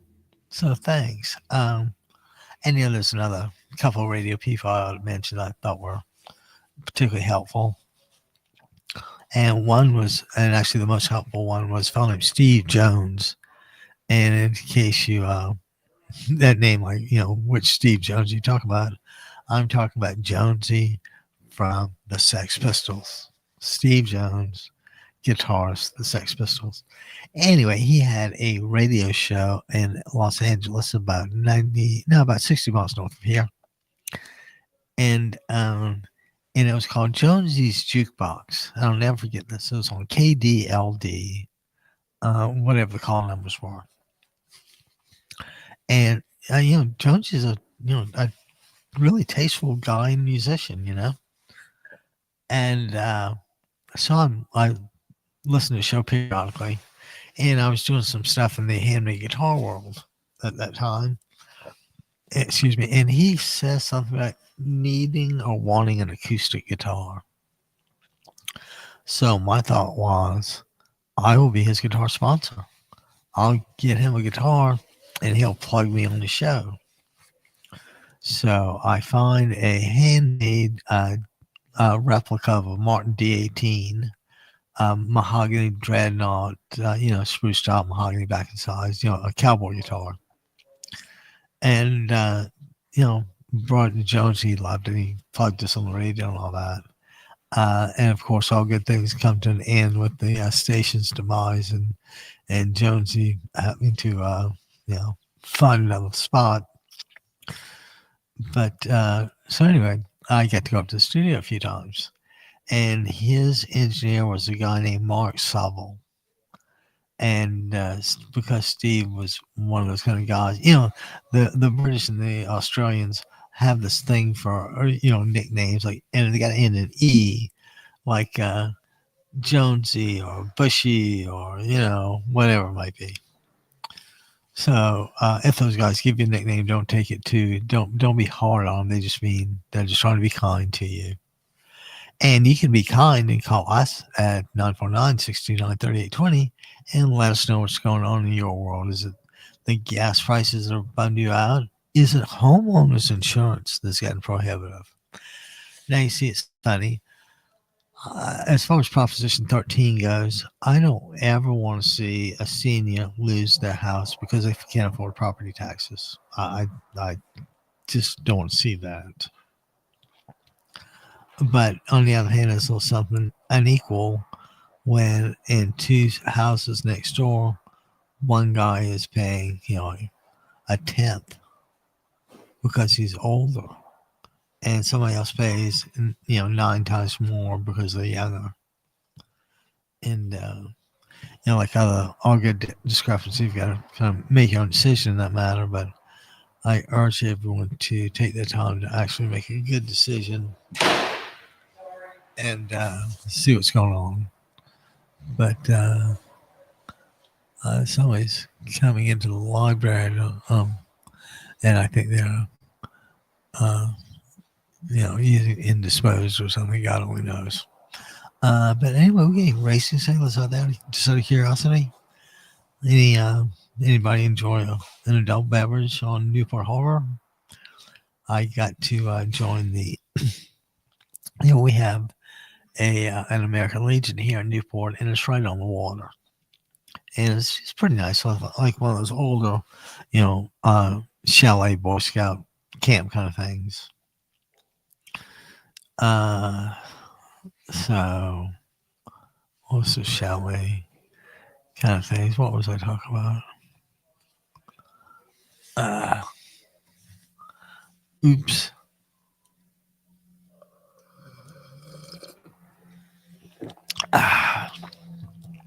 Good thing we have a little caffeine here. And it's not easy to keep going through. Geez, it's only been 90 minutes. Can you imagine? As a matter of fact, you know what somebody say when it comes time to go? That's exactly what they say. I say, and it's Abby from the Abby Kaufman Show. Was it Roger will go over and out.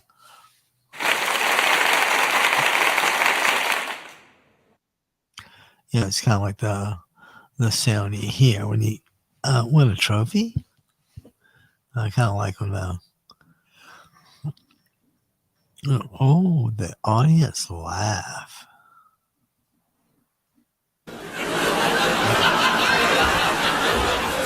Hey, see, I didn't really know I could be that funny, but apparently I can be. Go figure. And that just plays on and on and on. But you know what is this acoustic cinematic stuff? Down, down, down, down, down, down, down, down, down, down. Stairway to Heaven. I didn't know that was an option, but I can't really be surprised. What's it called? Info space or into space? Doesn't thrill me. How about the night driving?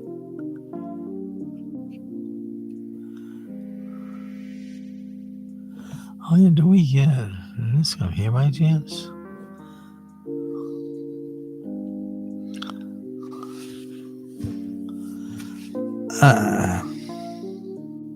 Yeah, well, I don't care if it doesn't accept cookies. Let's try to log back into the email.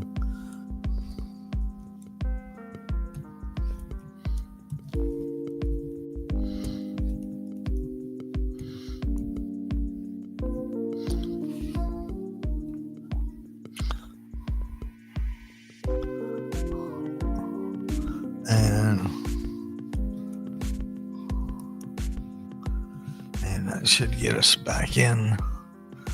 Let's see if how about that? Well, it didn't come there. Okay. So where, I wonder if that means that it came through the Insta. Let's see here.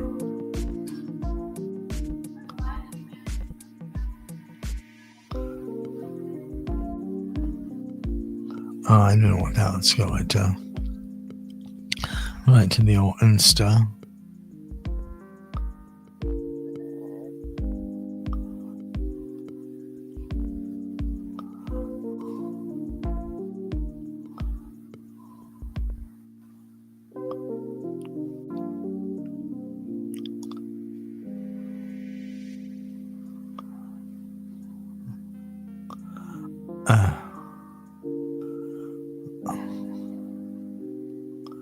Let's see, is that, how does that,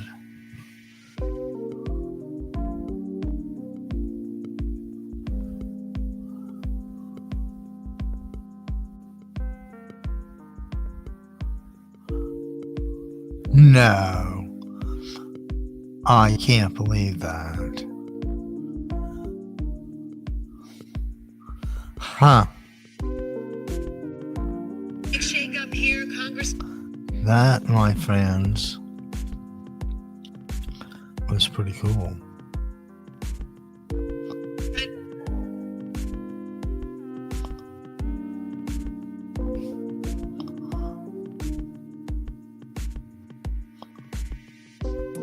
Eric Swalwell has dropped out of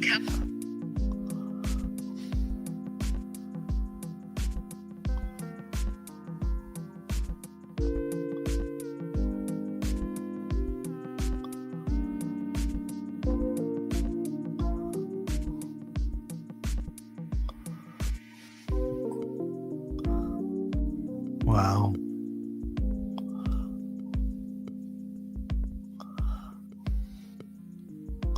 Oh.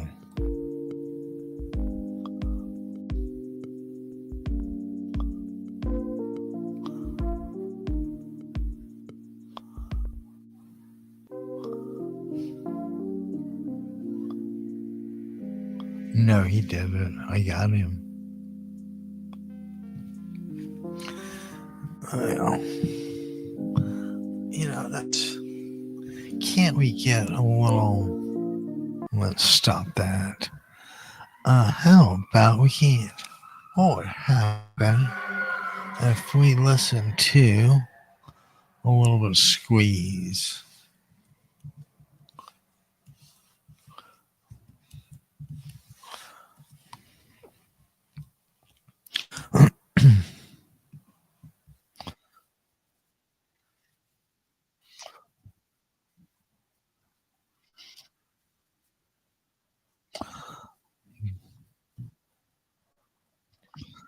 Whiskey. Wait, John, listen to a little squeeze. Hello.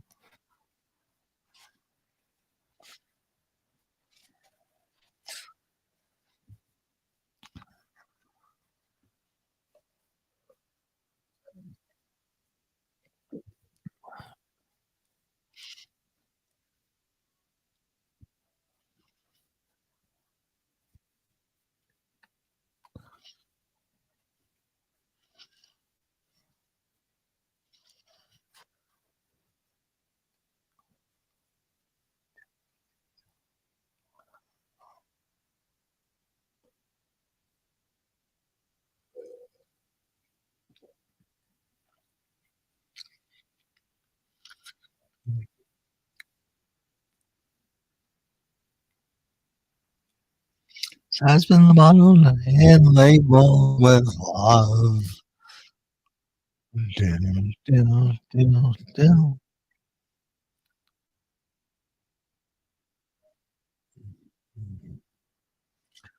A time of excitement.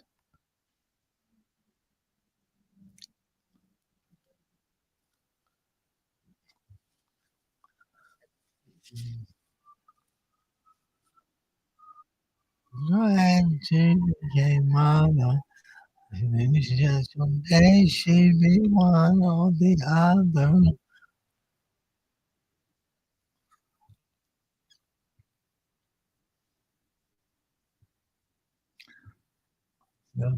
Be don't.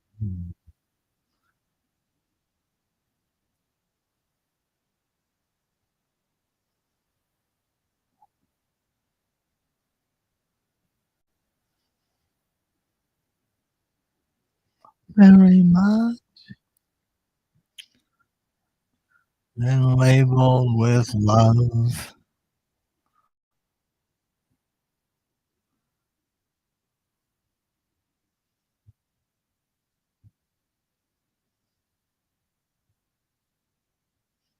Summer.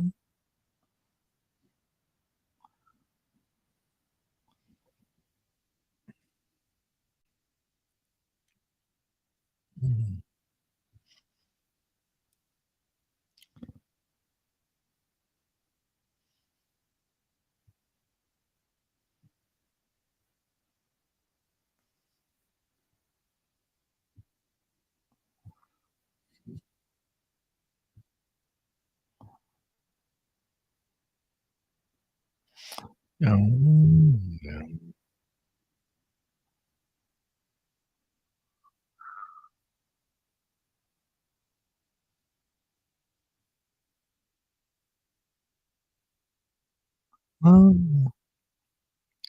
about until Brook and labeled with love?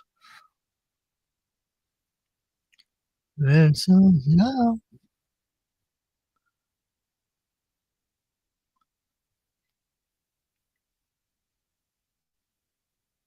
very much.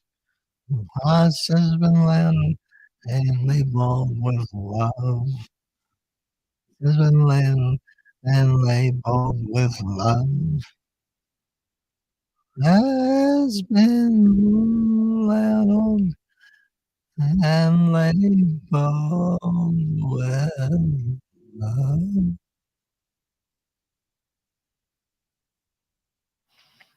Well, now here's one. The Indian sentence was from the rocks above the pass. The animal is positioned in the bushes under the grass.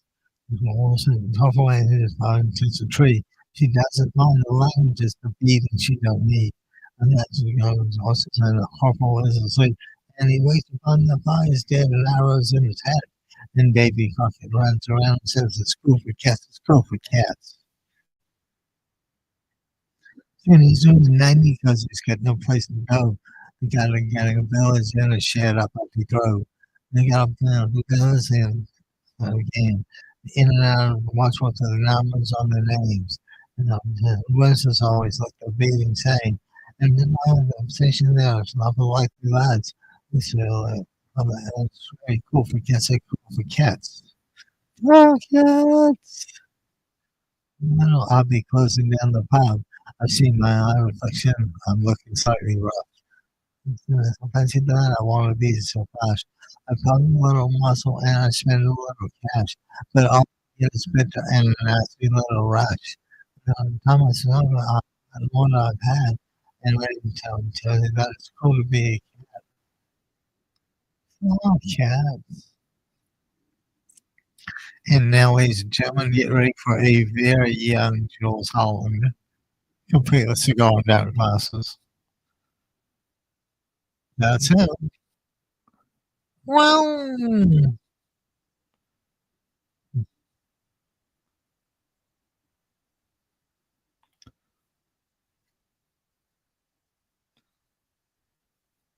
no, let's go. You got a poem. I ask a lot of questions as she hangs onto the wall. I first time and then I take her home. I bind her in for coffee and I give the dog a bone. And I think, oh, this goes what she's never on her own. And take one later and I give her some more chat. And it's not there on TV anyway. It's cool for cats. It's cool for cats. Oh, cats. And Jules Holland again. Now, I need my guitar for this. Oh,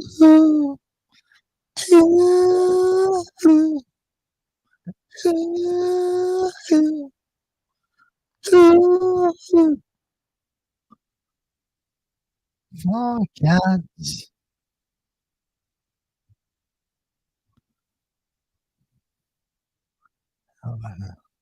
And now, this is too easy, but this is a little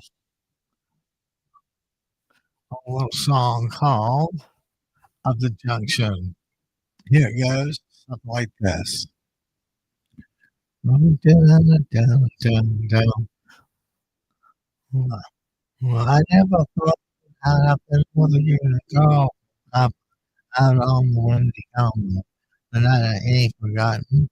I found out the Russians, the sore of the passions. I said, "You are a lady." She says, "I may be." And into a basement with offices of our engagement. I'm a lot of tally. Now that the room was smelly. I said, "No, no, I'm just kissing." Way, arms were missing. And mom was got us hooked up. And all the time it took the John was family. He said it'd come in handy. Me on Monday, math on Sunday. Worked 11 hours and bought the girls some flowers. He said, I'm a doctor, and nothing else could stop her. I walked off in the winter, the weather passing better. And on the way antenna, needs we to make her better. And when the time was ready, we had to sell the telly. We had to buy the fire with little kicks inside her. We had 450 and taking around the nifty to an incubator. Minutes later, and forth to a daughter, a walker like a mother. Another. Oh no. I'm saying. Take me. Let's buy the telly. Come on, nice, snappy, smelly. Right here in the kitchen, I feel like something missing. I'm begging to have forgiveness, but begging is not my business. I don't write a letter. I will always tell her. No, it's my assumption, really, at the junction.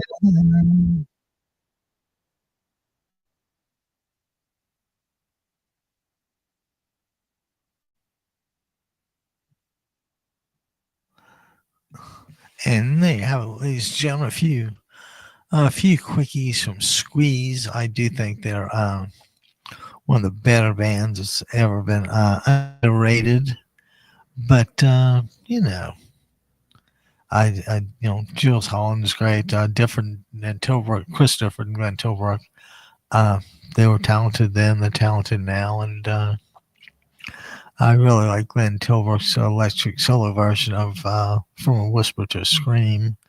Not really sure what that song's about, but I was going to appreciate the title, "From a Whisper to a Scream." And let's see, maybe let's see if we can't find old Glenn Tilbrook. That's one L. Tilbrook.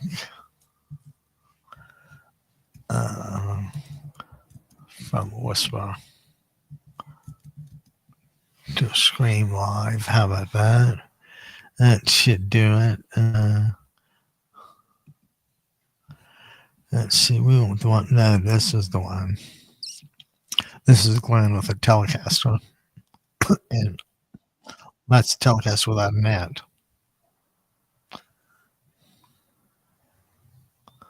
So.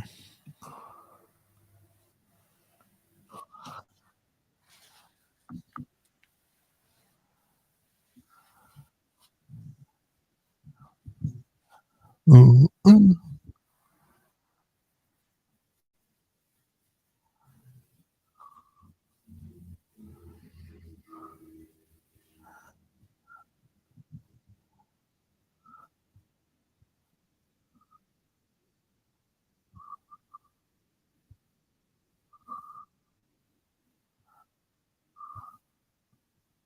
Here we go.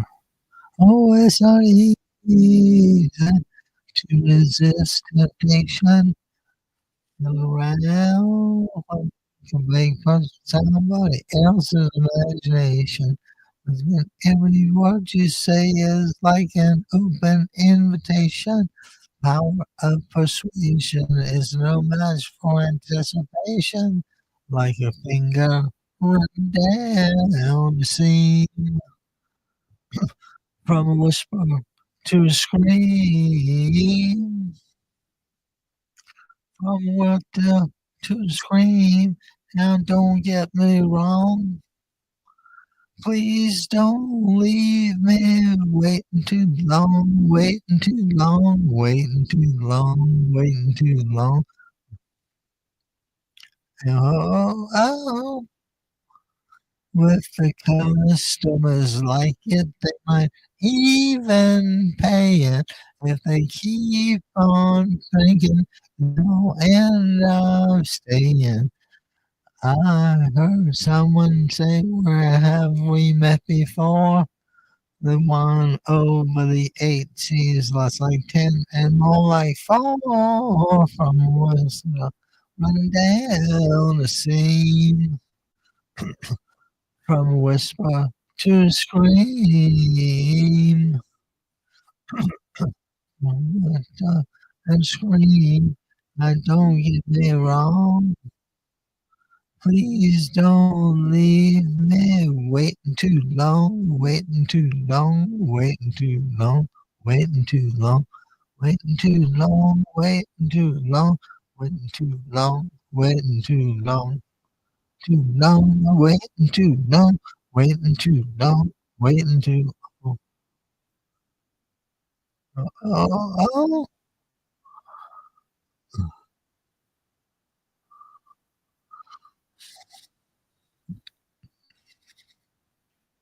Mhm.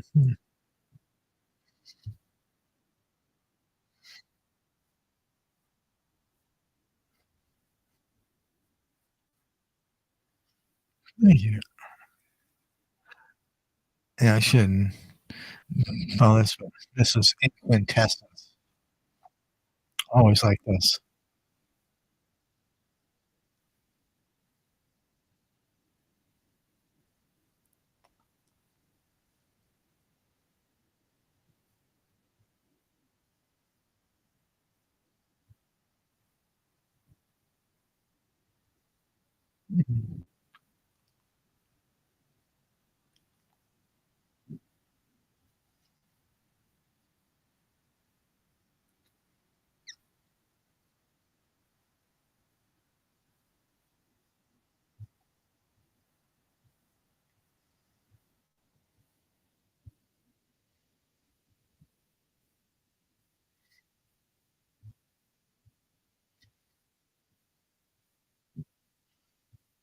In quintessence.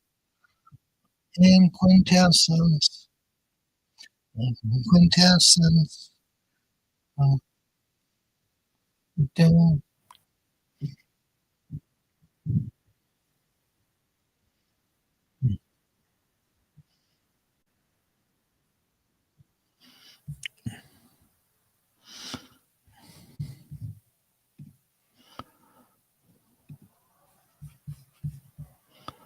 Uh,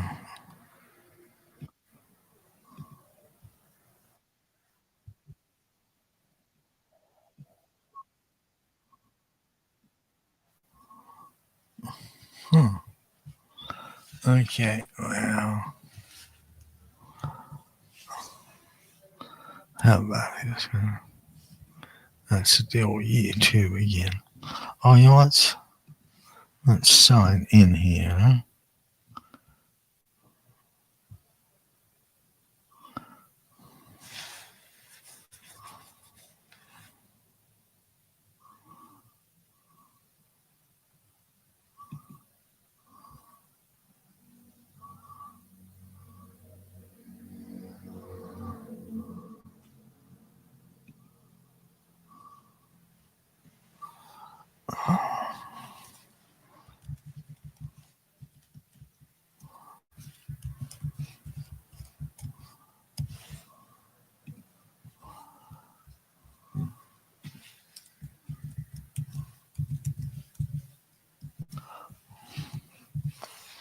Sorry about that, guys. I'm trying to log in here.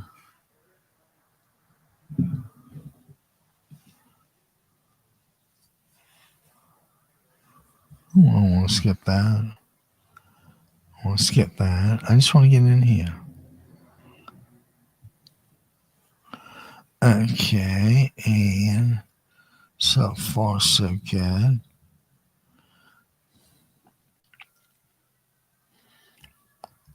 Tell you what, let's just do it this way. How about this?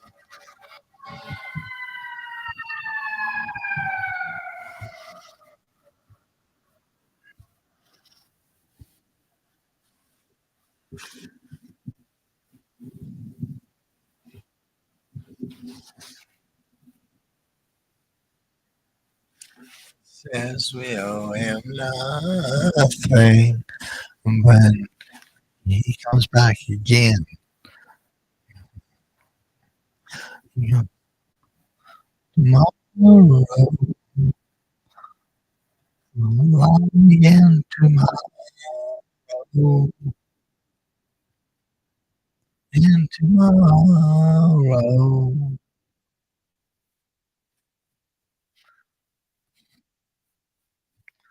Tom says, I did not get home.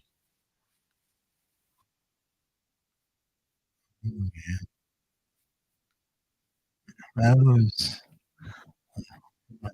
you know,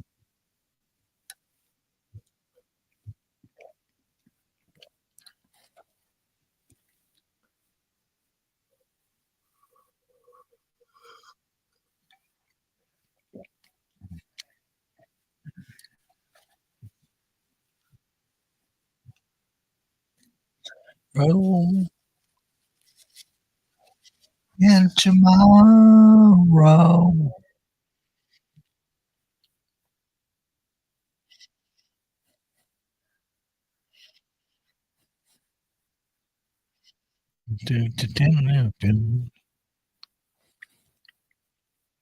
Starts to cry. He can't hit. No.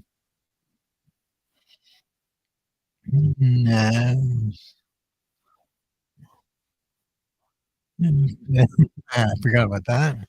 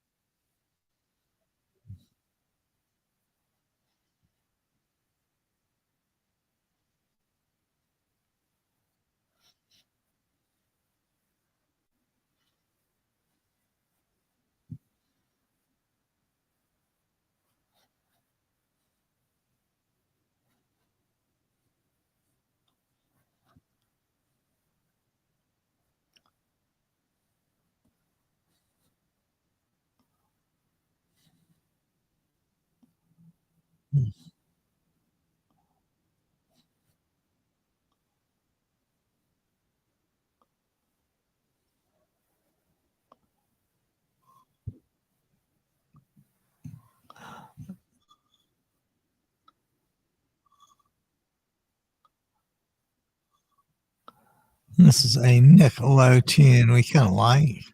Not by Nick, but the Carousel Flyers. And it is called Television. Mm.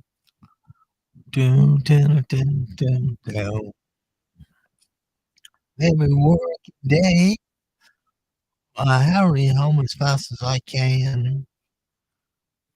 The night, I'm a lonely man. And a long thing.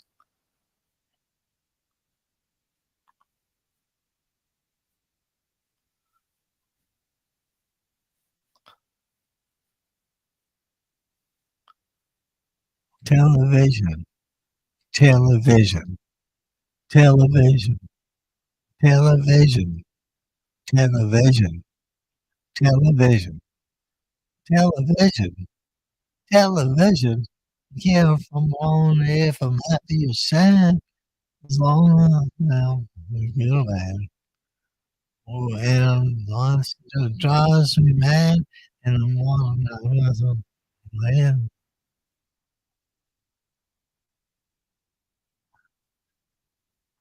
Nice little pedal steel by those guys.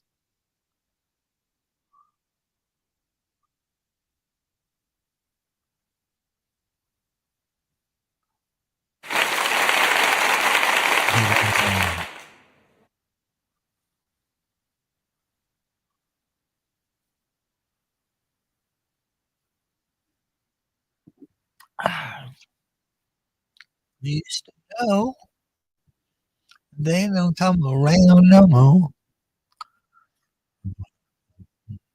Yeah, wants to go.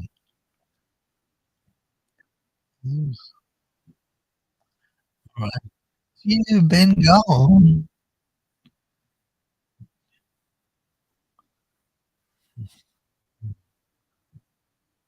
I'm talking in my television, television, television, television, television, television, television, television.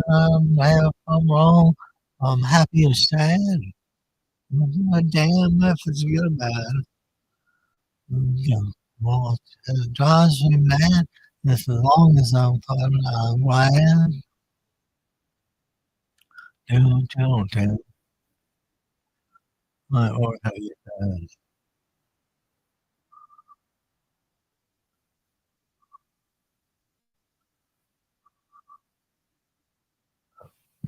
I'm a How about some little feet? Dun, dun, dun, down, down, down, down. Some people are saying that I'm crazy. My real name is just Jesse James. I left them a hot knocked out on town just to ride on that new Delhi train. Riding on that new Delhi freight train. Riding on that new Delhi line. That new Delhi freight train. And I left my love behind. Left my love behind.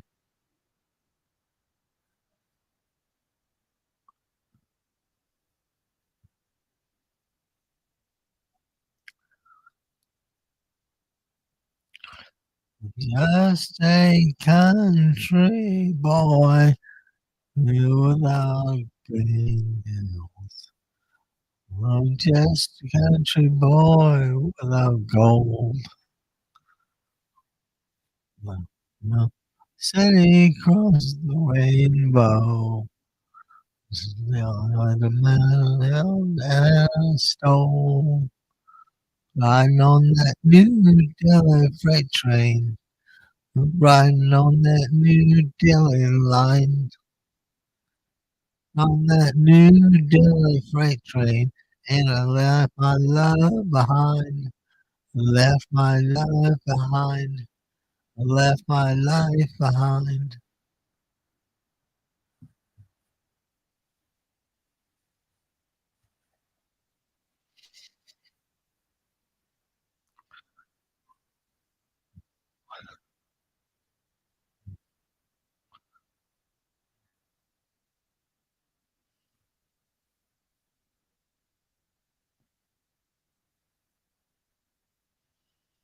Hmm.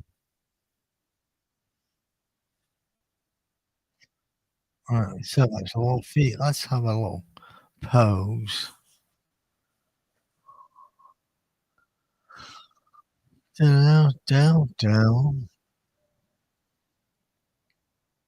Mhm. Down, to down, down, down, down, down, down.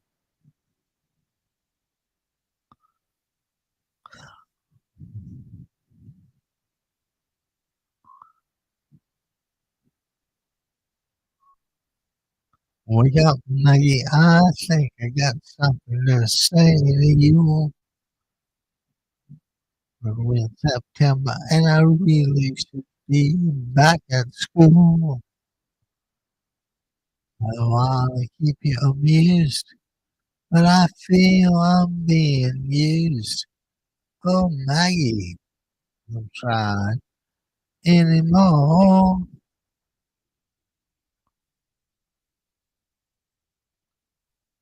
Just to save you from being alone. You stole my soul, and that's what really hurts. When it's in your face, really shows your age. At that don't worry me none. In my eyes, you're everything. That only your jokes. My love, you didn't need to coax. And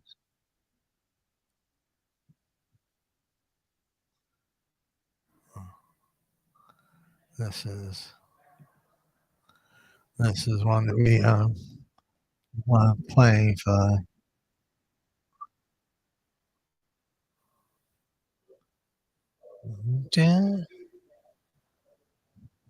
How about a little cracker? Down, down, down, down.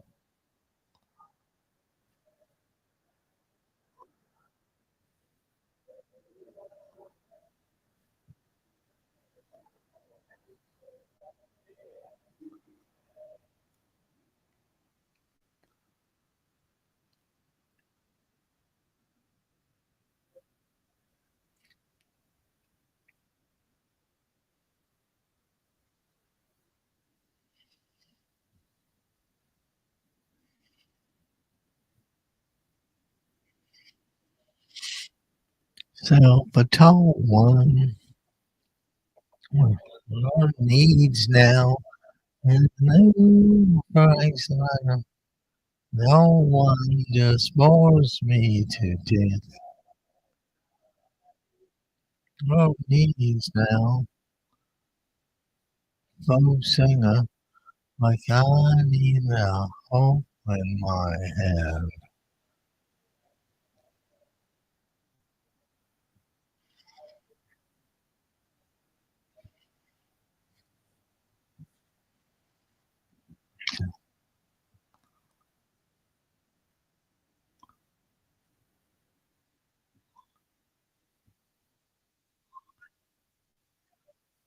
Someone wiser, world needs now. La la la la la la la.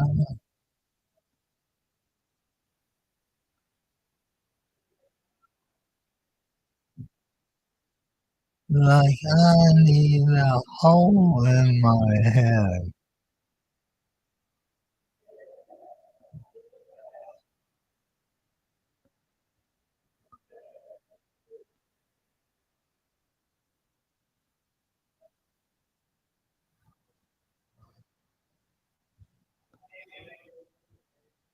Dun, dun, dun, dun.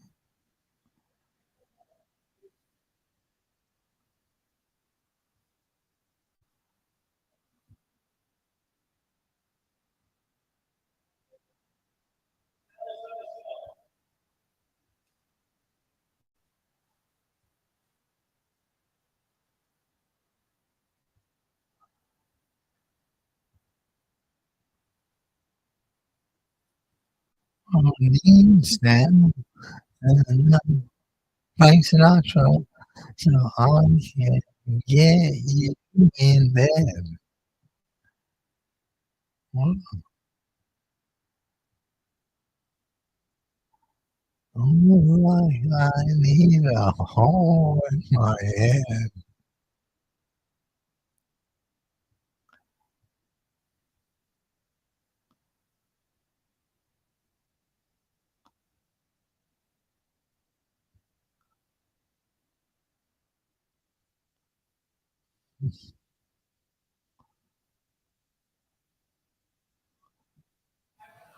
Oh, Randy Newman.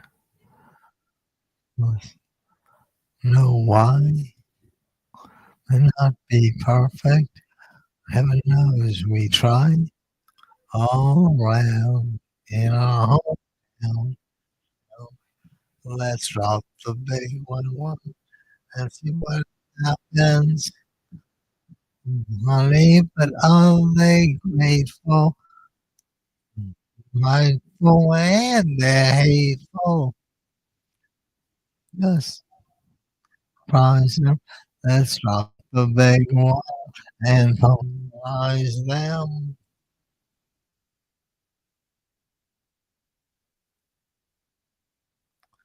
And Canada's too cold. Hawaiian name. Let's drop the big one. No one to play. Australia. Don't want to hurt no kangaroo. Yes, manpower. Levy servants too. Rose, London, boom, Paris. More room for you, more room for me. Yes, and our one will just be another American town. That's all it could be. Very free. Nobody's doing a dime hits for me. Anyhow, so let's drop the big one now. Let's drop the big one now. Uh,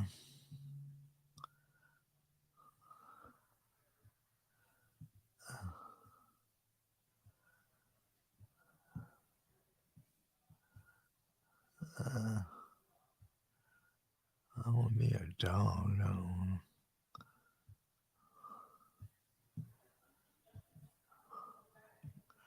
I want Jeepster.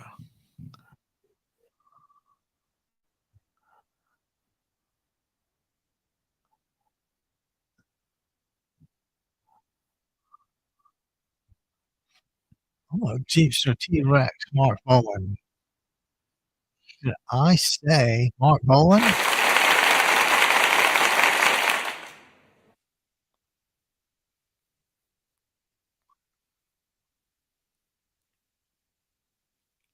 You're my baby.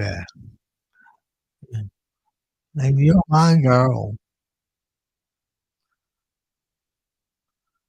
Yeah. Jeepster. Ah, Move this knock down. Yeah.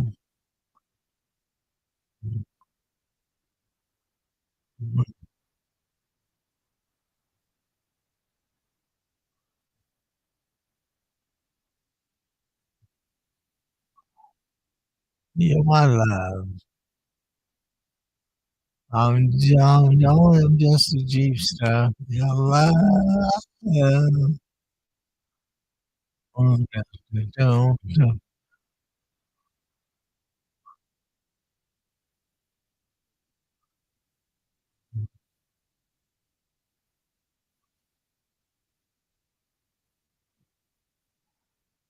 Oh, gotta love T Rex.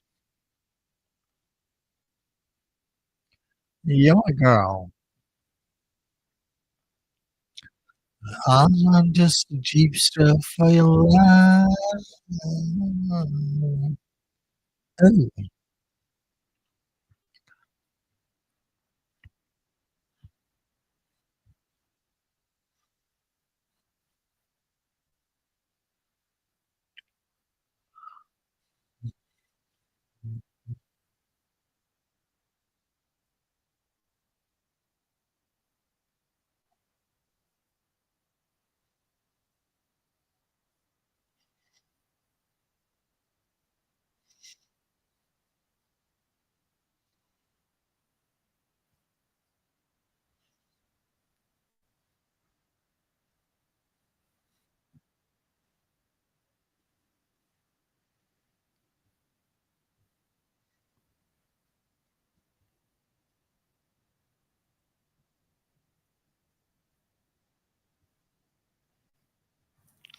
and now, guys, another anti-Trump song. Hope you like this one. Listen, I don't want to.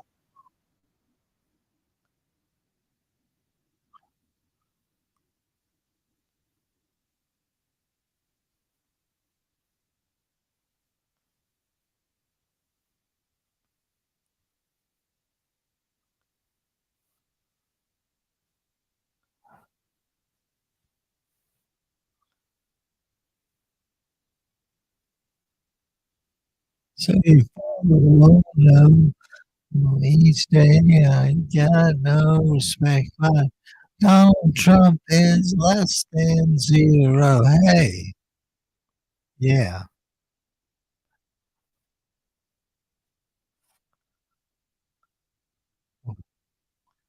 And again, have ever seen.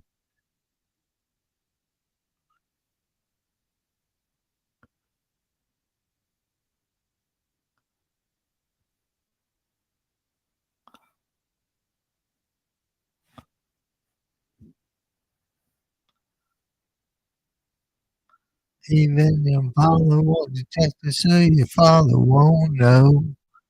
Each day I got no respect, but everything means less than zero. Hey,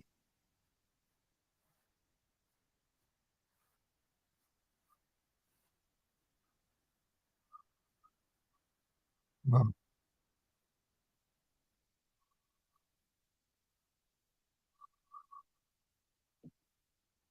in the USA, they said,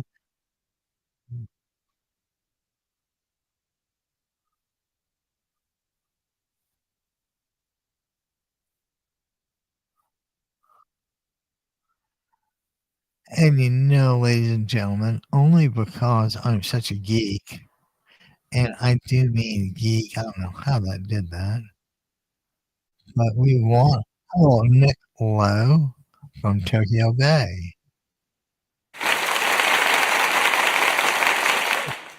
So I reckon this is right out of road. Occasion to a foreign show won't have me to kick around no more.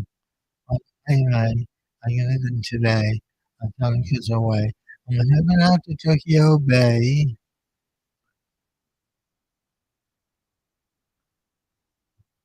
Well, yes, I'm pining for me. Now the parasol out on the quay. As I'm coming from beyond the sea, jumping in a praying most fervently. Good day today. I'm talking into Tokyo Bay. If I'm the liner, then my plan for my ticket is some kind of hand up after the cabaret band. Get my toes in the sands of Tokyo Bay.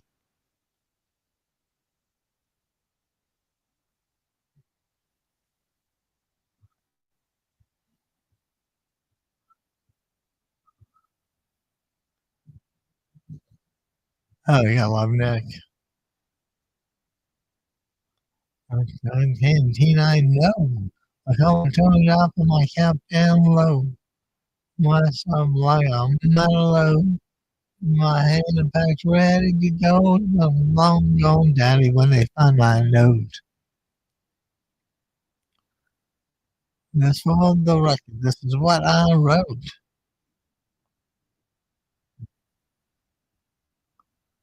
I'm in today. I just say, I'm heading out to tell you, baby. Oh, baby. Turkey, long gone, daddy. Long gone, daddy.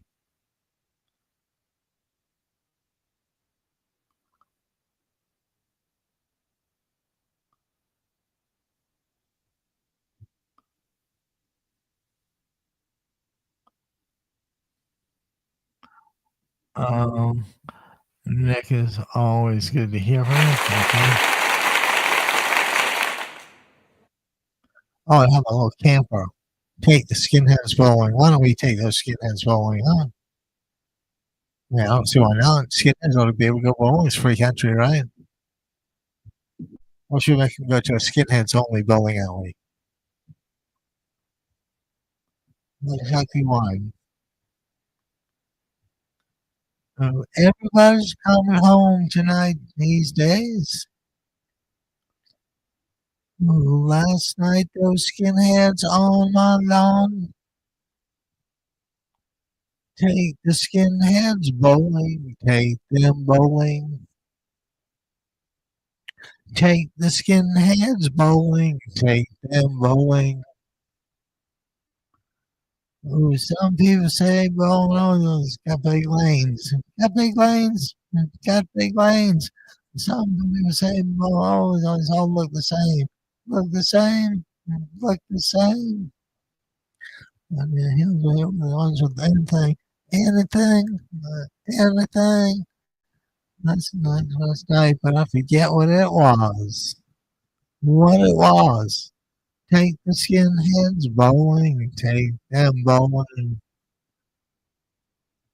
Take the skinheads bowling, take them bowling. Take the skin, my coffee, my friend.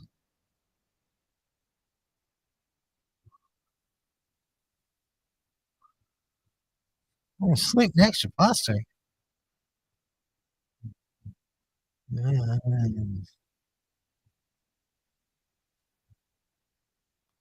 but nothing, but nothing.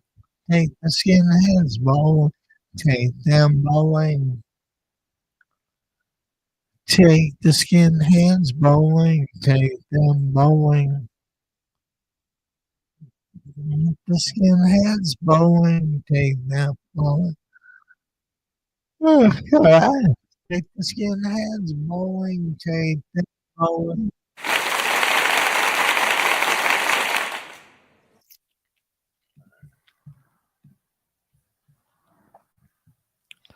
let's see what's. We might take a little short break here. So we'll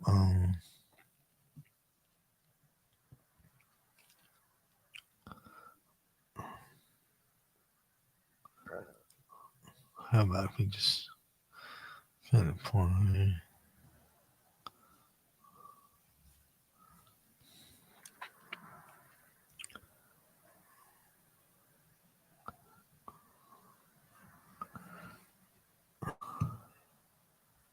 Hang on, guys. That's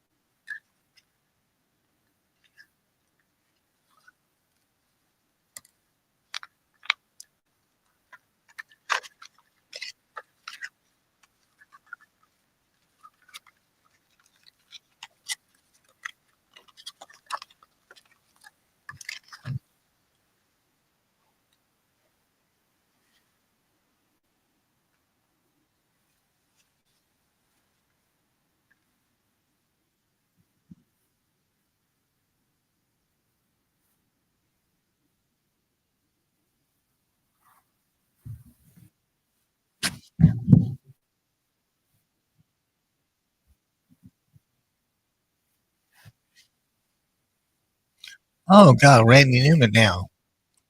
You gotta love little Randy Newman. At least we do.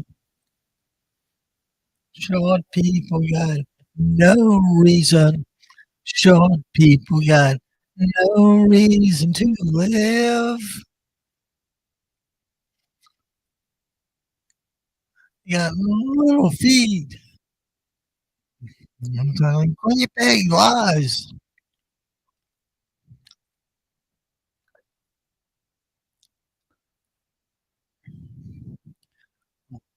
Want no short people.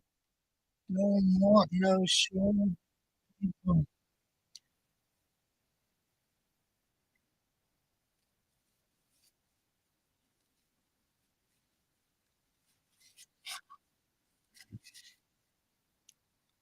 People got same as you and me.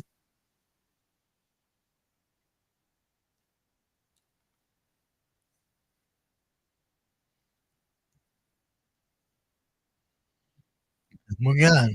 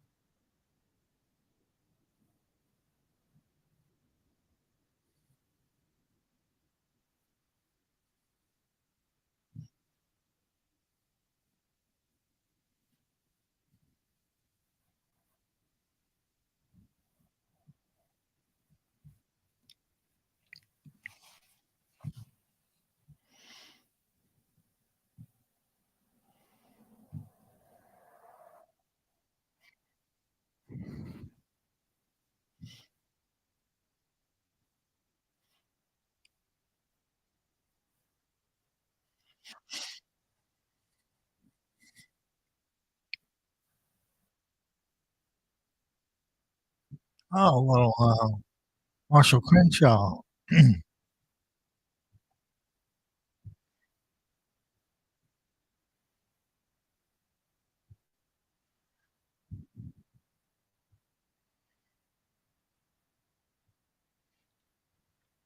Someday, some way, oh, someday, some way, oh, someday, some way, maybe I'll understand you.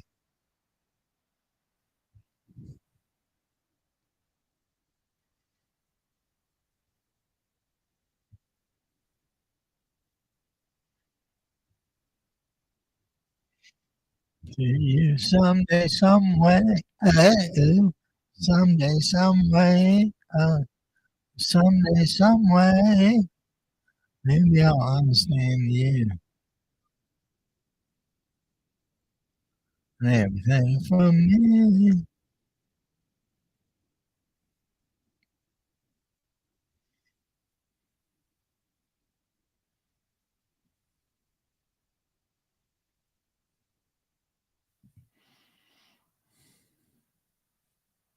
How about a little traffic?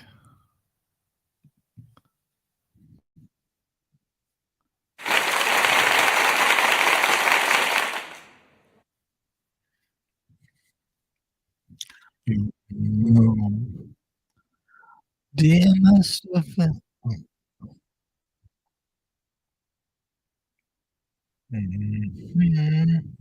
Oh yeah. Ba-da-ba-da. Dear Mr. Fantasy, play us a tune, something to make us all happy. Do anything, take us out of this gloom. Sing a song, play guitar, make it snappy. You are the one who can make it all laugh. But doing that, you break out in tears. Please don't be sad to think what a good time we had. You wouldn't have not all these years. Bum, bum. I love Stevie Wonder.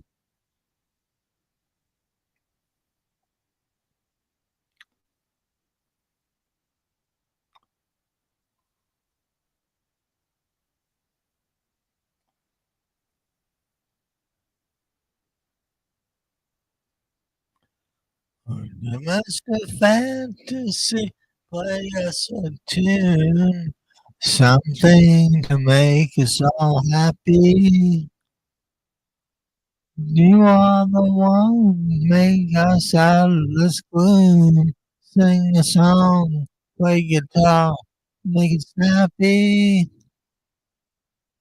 Go, Dave.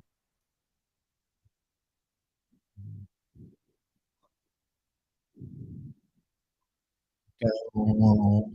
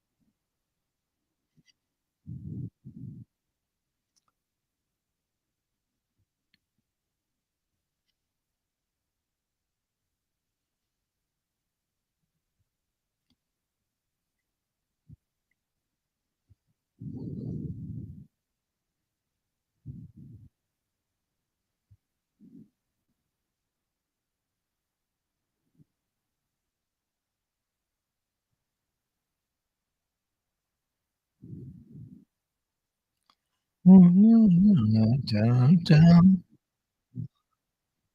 boom.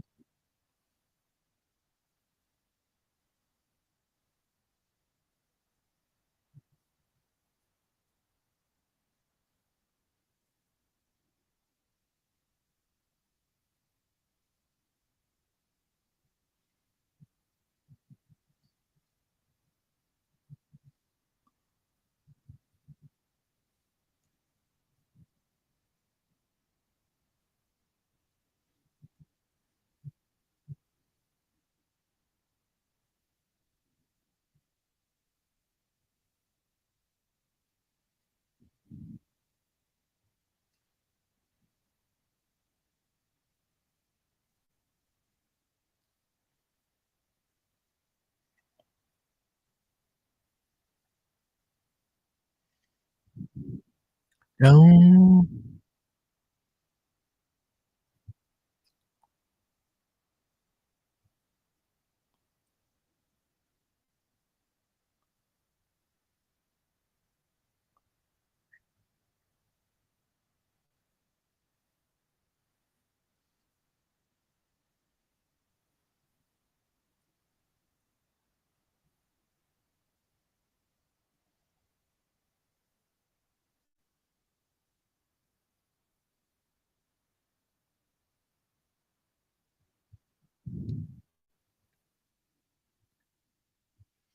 Well,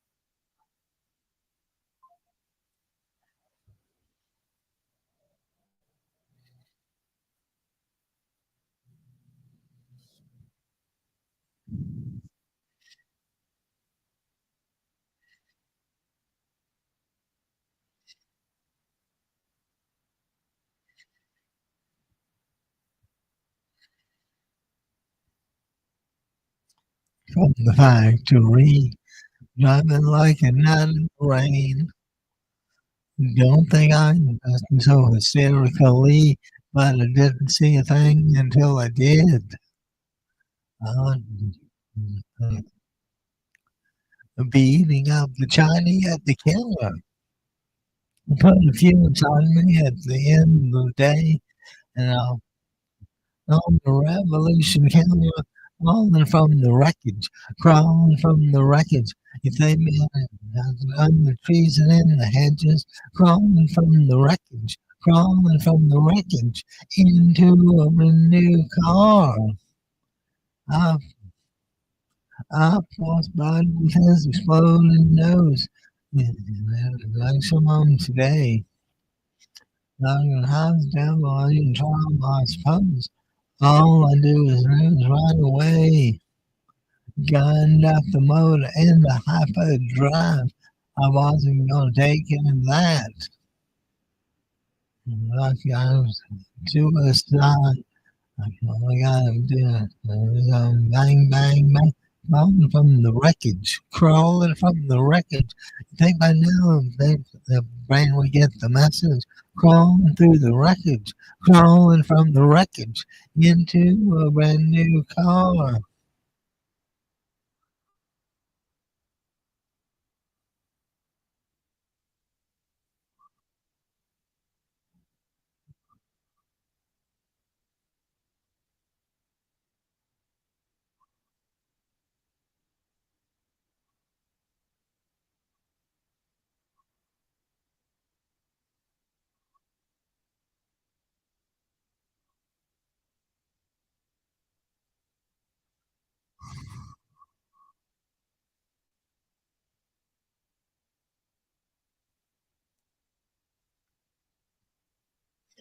So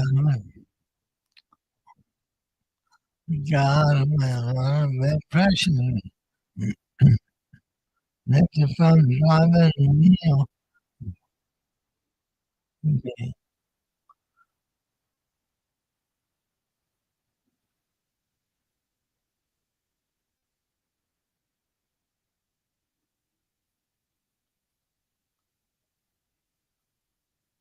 Get the message. Crawling from the wreckage. Crawling from the wreckage into a brand new car. From the wreckage. Crawling from the wreckage. Scattered on the trees and in the hedges. Crawling from the wreckage. Crawling from the wreckage into a brand new car.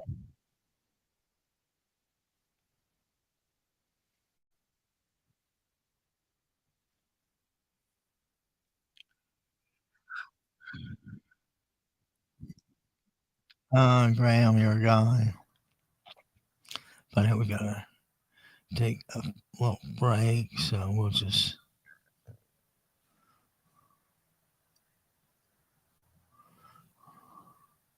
let that go.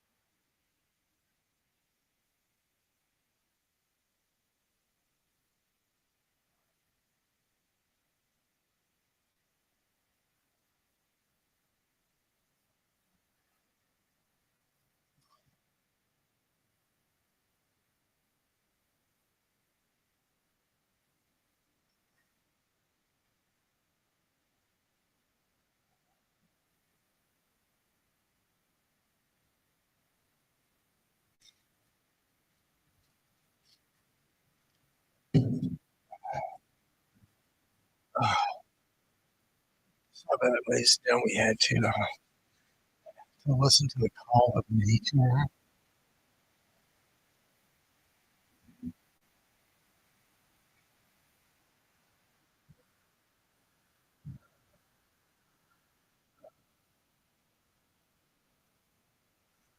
Or Graham Parsons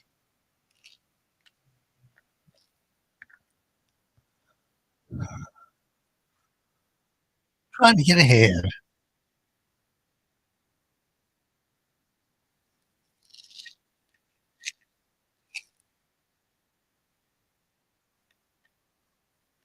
How about that? Ooh, Las Vegas.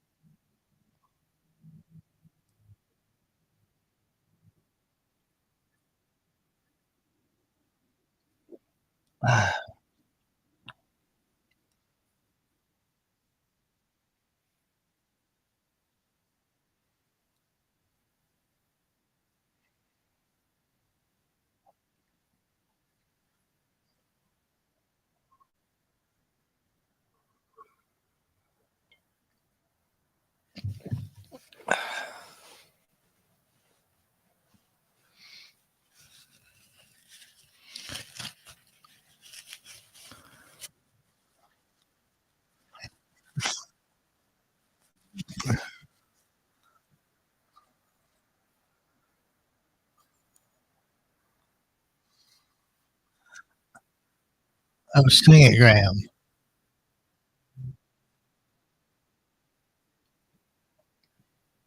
Angels.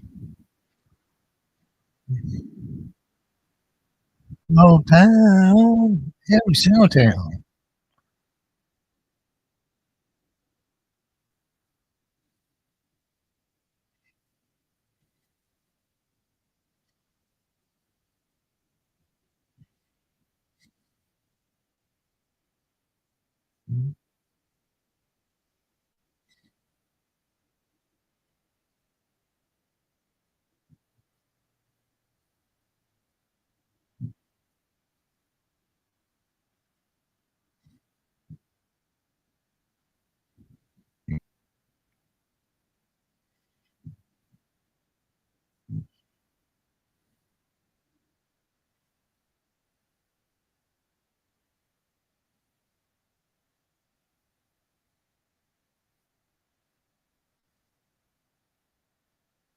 Sweet Lucy.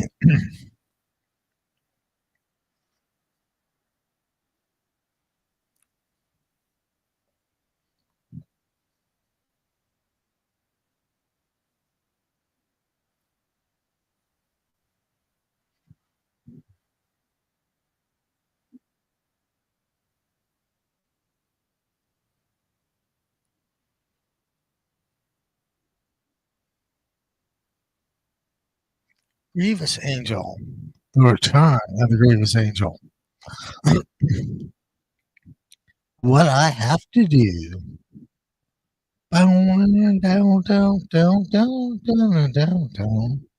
Oh, down, down. Do, do, down, down, down, down, down, down, down. Oh, yeah.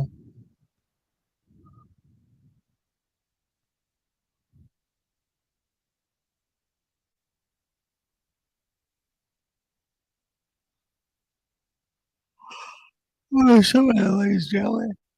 We're here for the last hour. Won't leave me alone.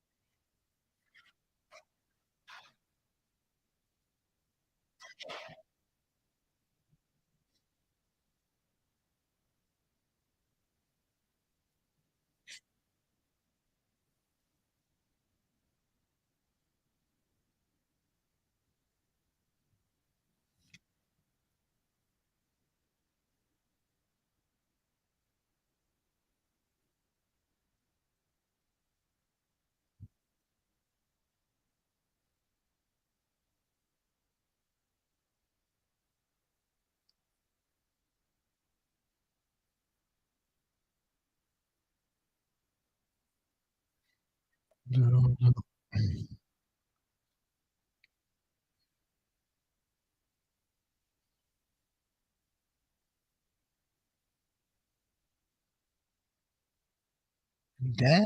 down.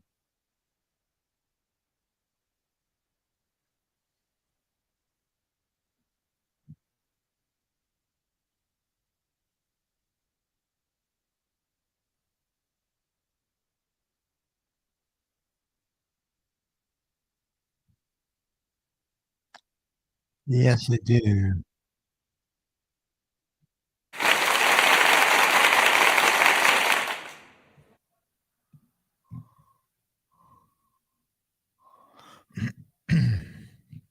And we continue with a little kind of gospel theme for the last hour.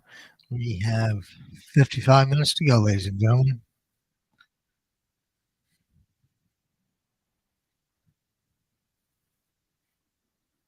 And a tear right in your eye. You could not to get a line on you, my sweet and love. Barbara jewelry jangling down the street makes you give your eyes to every woman that you meet. Come to me. Can I seem to get a line on you? Come on now. Ooh. Baby, good love, shine a light on you. Make every song you sing your favorite tune. Ooh, baby, shine a light on you. Warm like the evening sun. We broke in the alley and your clothes all torn. Your late night friends will leave you in the cold gray dawn. Mm, mm, mm. Flies on you, brush them off. Mm,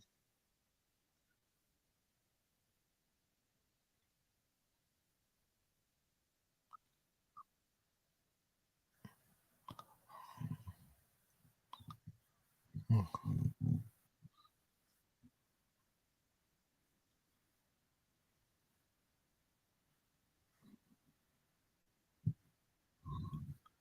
Hello, Mick Jagger and Leon Russell for you, or for me.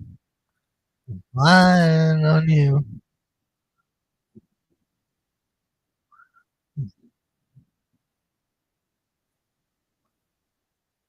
Mm.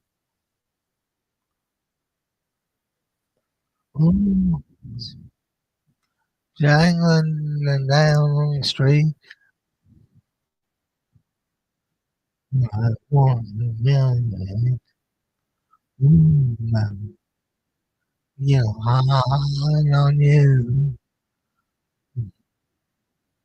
Yeah, lying on you. Wow.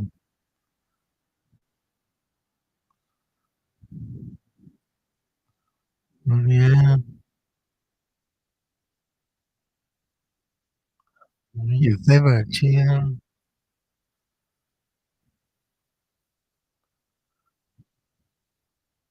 Yeah, like evening sun.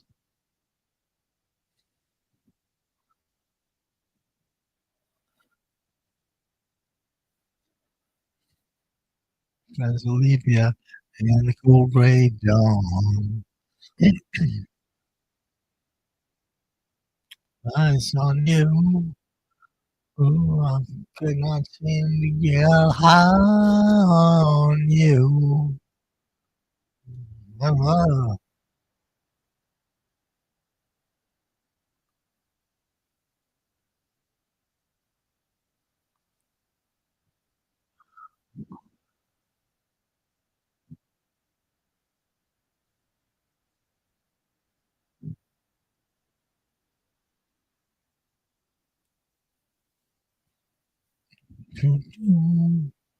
Oh yeah.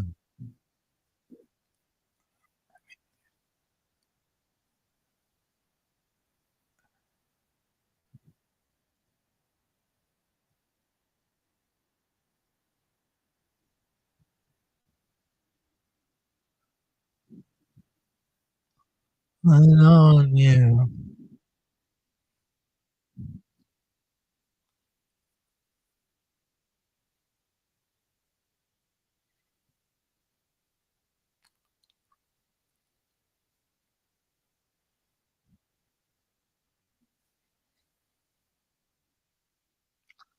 Oh God, is it not moving?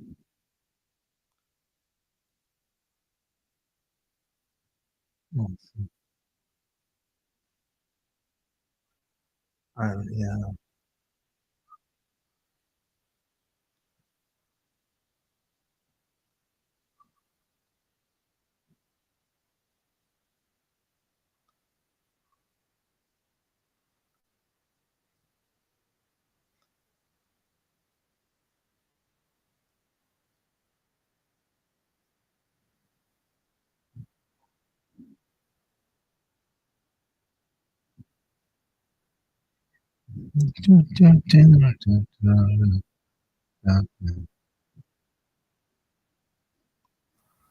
Uh, how about Taj Mahal himself?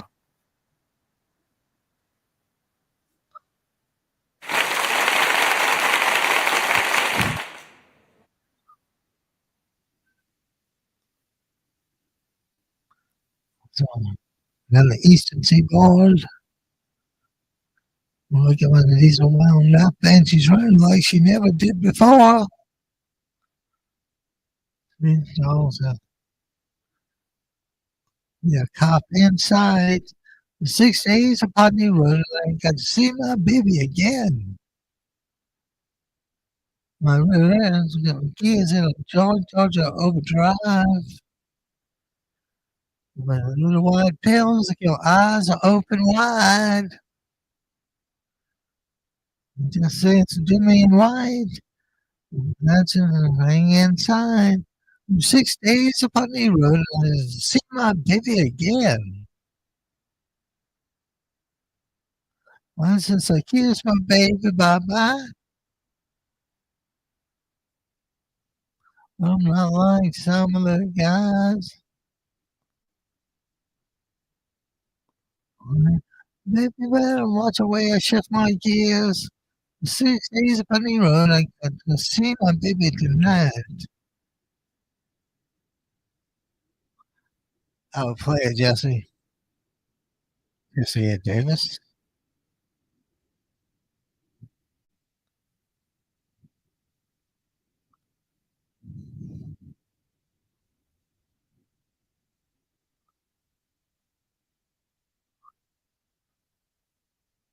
See my baby tonight. On the line.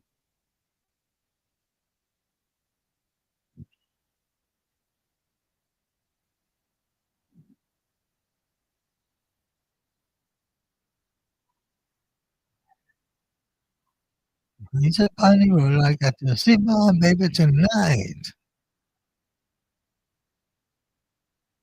But don't mean she's slow. I am feeling exactly I know.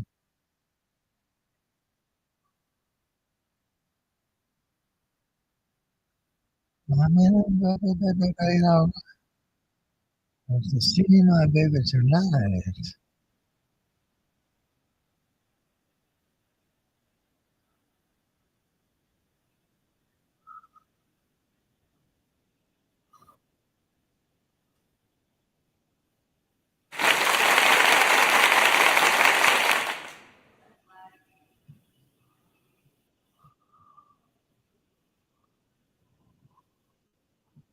And now, well, excuse me, and gentlemen, but I had to clear my throat.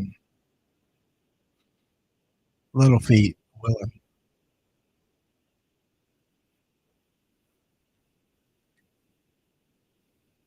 will end. Late last night, I seen my pretty Allison every headline Alice. Dallas Alice. I've been from Tucson to Tucumcari, Tehachapi to Tonopah, driven every kind of rig that's ever been made, driven the backwards I would get weighed, and if you give me weed, white, second wine, and show me a sign, and I'll be willing to be moving.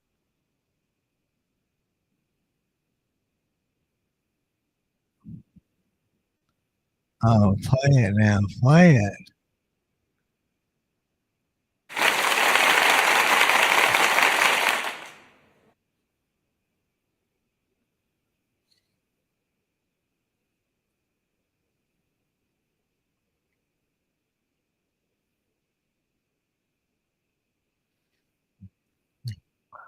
Robinson, it's stoked in, I'm still my, and I'm still willing.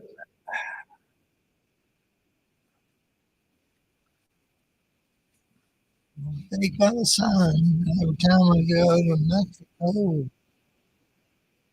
and I'm still.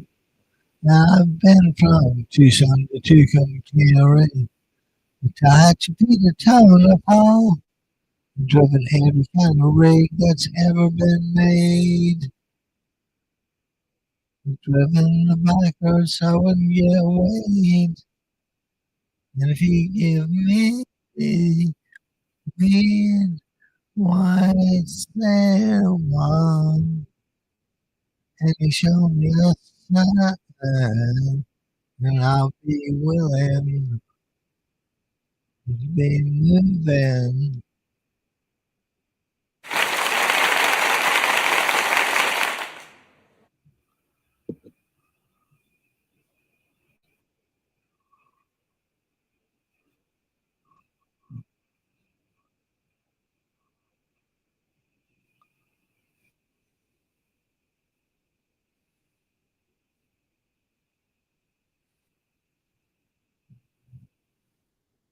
Hello, Randy Newman.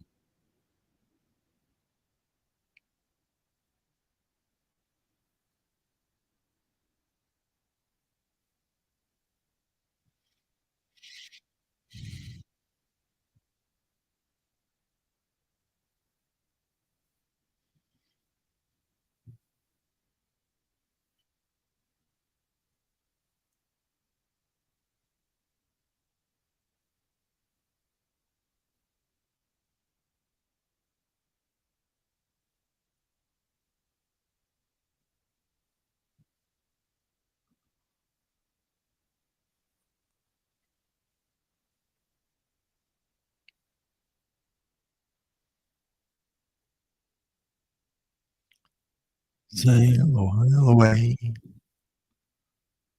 sail away.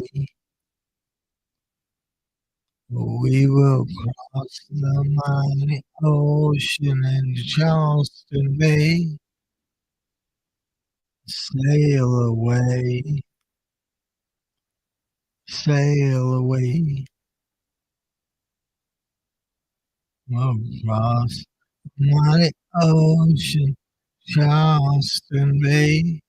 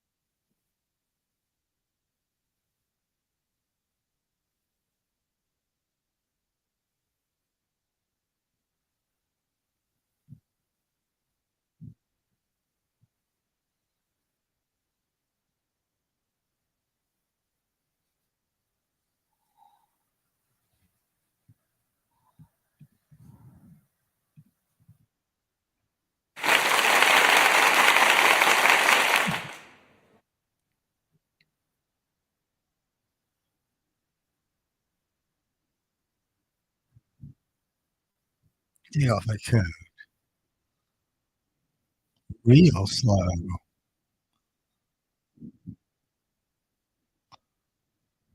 Take off your shoes, baby. I'll take those shoes.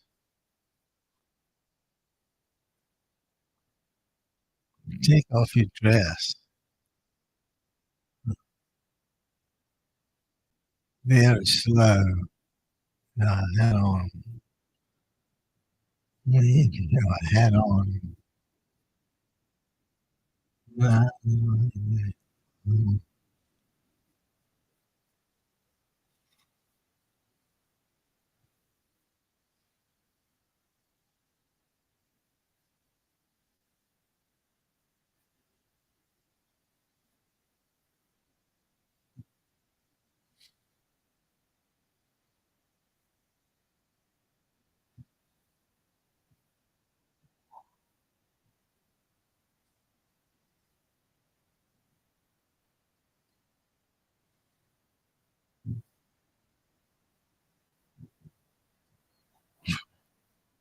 Thanks, man.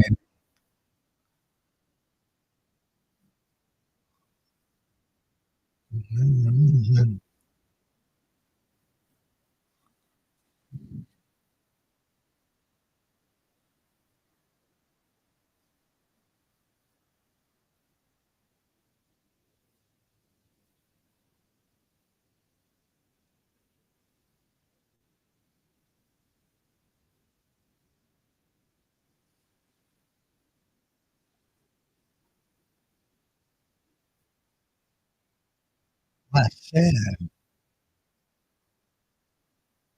you don't know about it.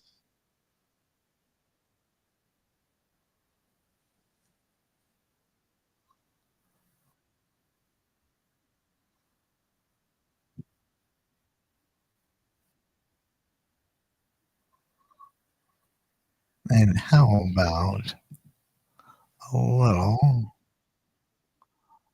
Buck Owens?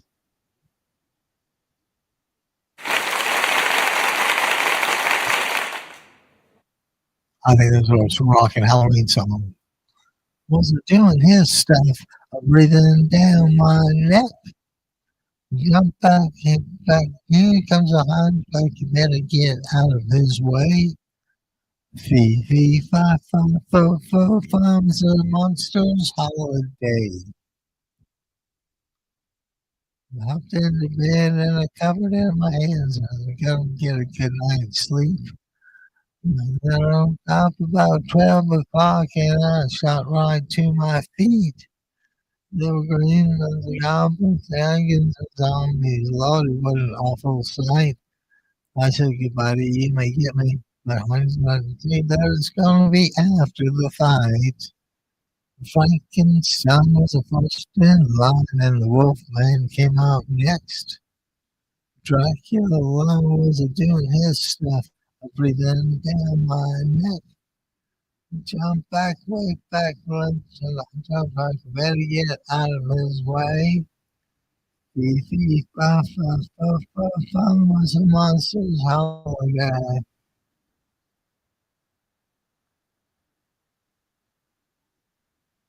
Uncle, well, he took it when he told me to come. But I had to pass by the cold graveyard, so I went on the run. Along with the mummy's curse.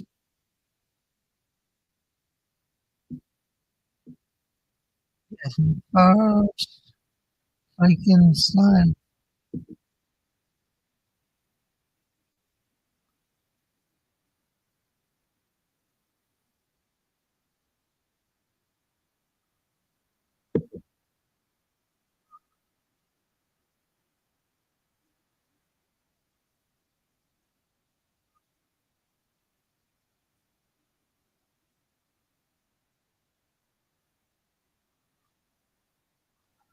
Holiday.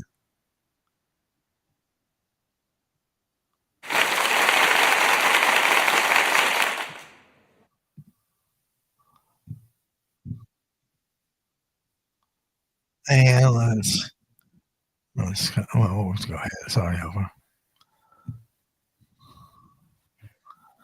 And now, yeah, I don't know all the songs. Rolling Stones, Factory Girl, 67. I don't know. 67. Wow. 70 years ago.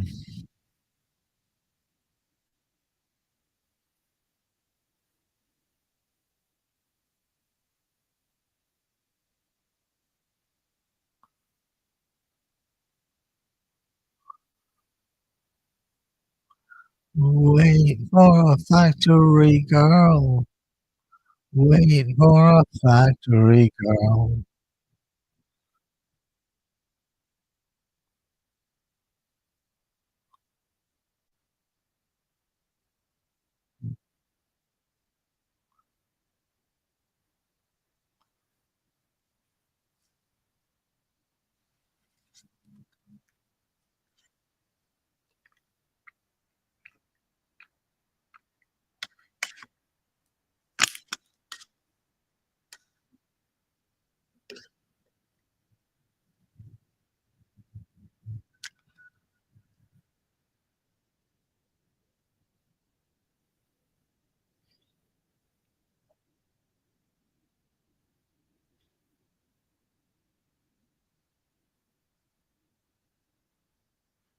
Right.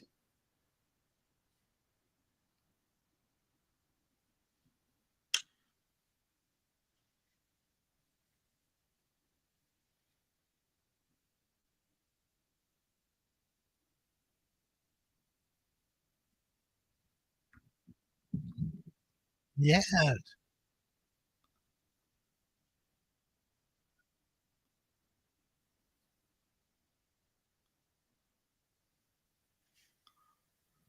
Ooh, wasn't that good? And ladies and gentlemen, let's kind of uh, pass on all music. Excuse me for the last 30 minutes or so of the show. And I can thank everybody from Joe Kerr to campaign manager Erica. Uh, let's see, Mo Kelly. Thanks a million. I never expected to hear from you, but I appreciate it, and I will be in touch within a day or so. I want to,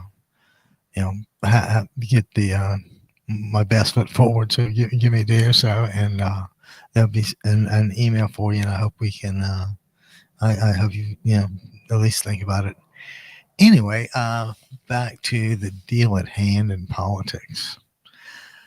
We, the Democracy Radio Network, exists for one reason, and the reason, the reasons to it's just really simple. We've got to elect tons of Democrats, and there's just not much to be said other than you just got to let it go. We'll go ahead and sign on the Wi-Fi for the phone just for the heck of it. It's always kind of good to have, I think. And let's.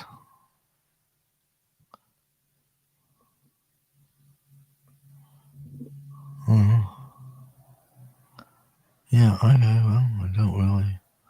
I mean, I'm kind of fine with that.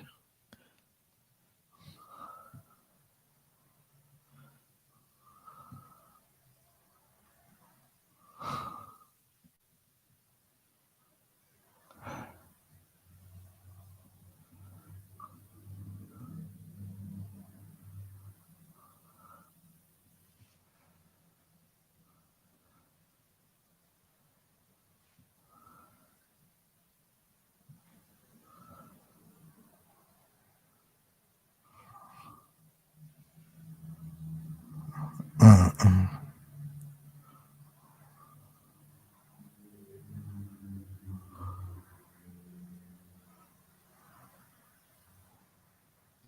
Uh.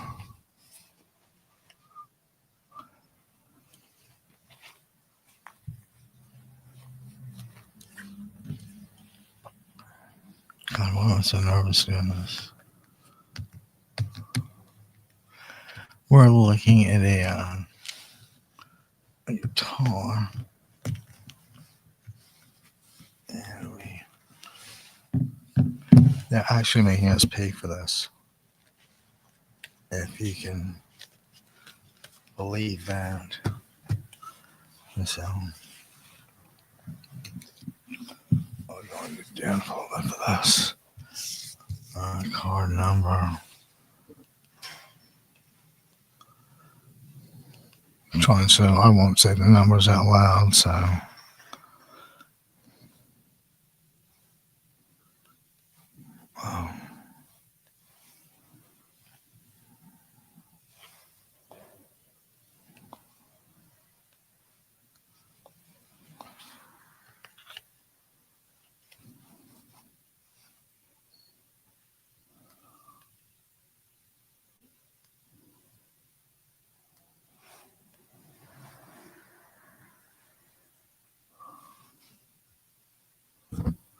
Oh,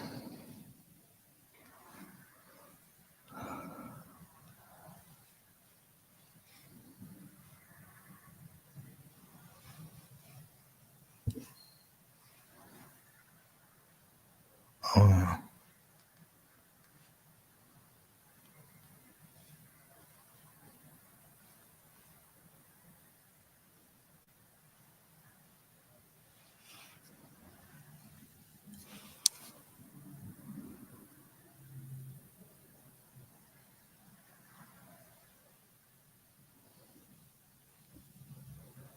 I would never jam myself like those. Much as I would like.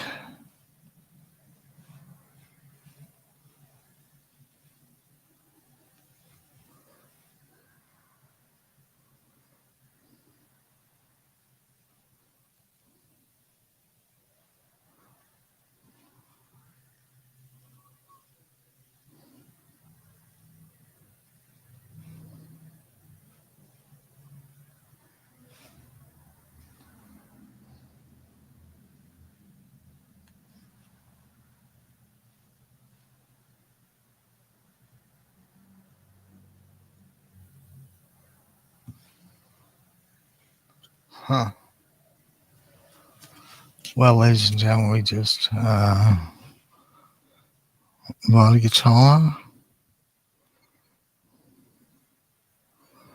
So we should just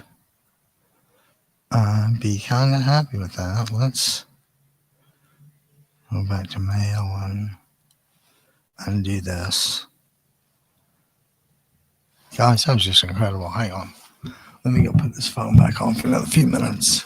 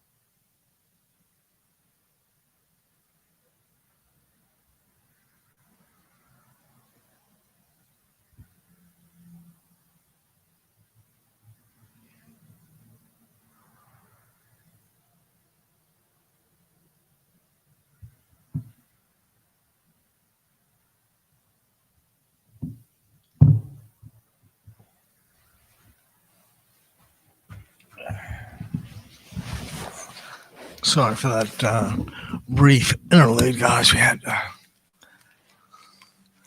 I want to put my phone back on charge for a few minutes. We'll be out of here. We've got another 25 minutes left at the Abby Kaufman Show at democracyradionetwork.com. Give us a call, 949-629-3820, and let us know what's going on. What's the political undercurrent where you are? You can't be particularly happy. I guess the only way you could be really happy is if you had a boatload of money and didn't care. But, this is just a horrible state of affairs because everything is in doubt, everything's questionable, and nothing's certain. And because the president is has always been in a perpetual moral and ethical freefall, guess what? The tone starts at the top. And we, what can you say? It's obvious, isn't it? We're in an ethical and moral freefall. And, nobody's happy about that, except, how about the guys in the Pentagon? $8.5 trillion after taking away people's food with food stamps and after gutting their healthcare programs. I mean, isn't that like food and shelter and health and all that? So, and, like I said, people have railed against taxes since the first pharaoh who instituted the tax system. But talking about the Egyptians and the Arabs and all that, I know they're separate people. But the great contribution of the Arabs to modern mathematics is, are you ready for this? The concept of a zero as a placeholder, as a number. And I see that's why those Roman dates are so eternally long. I mean, every letter means something and there's no zeros. So they, it's just tougher to deal with. So I mean, that was those guys' contribution. And if you can more or less believe that the common bond, as I see it, between Christianity and Islam, they both have somebody dying and going to heaven and coming back again. So, you gotta, what can you say? Who's to say who's right? It's in my hometown, Charleston, South Carolina. We seceded from the Union and all that stuff. So I've been a little sense of history. Some of my friends' families go back to the Doomsday Book in England in 832. So these guys are established from generation to generation to generation. Imagine the stability, or let's go the converse.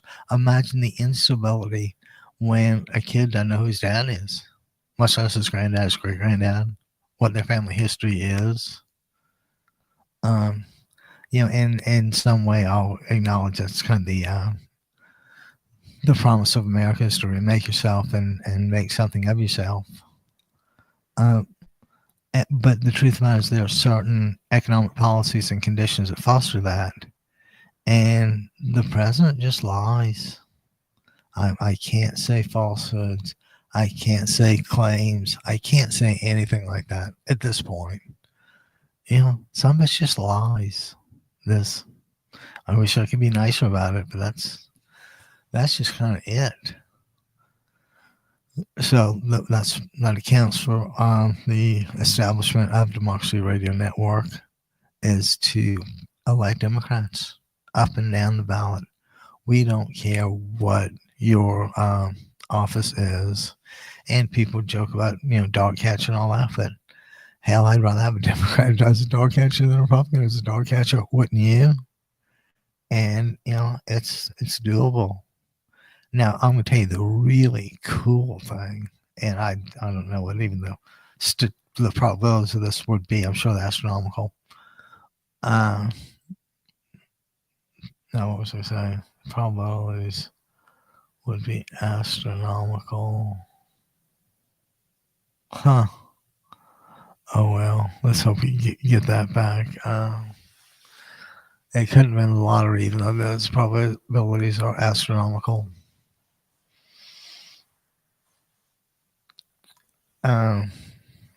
Yeah, so anyway, moving right along. That's really bad for a talk show host.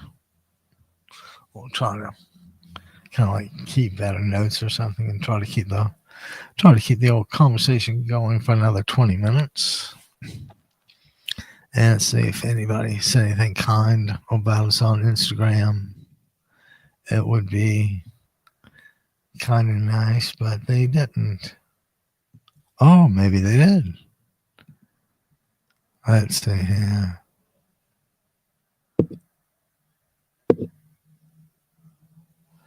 It looks like people kind of liked it. Well,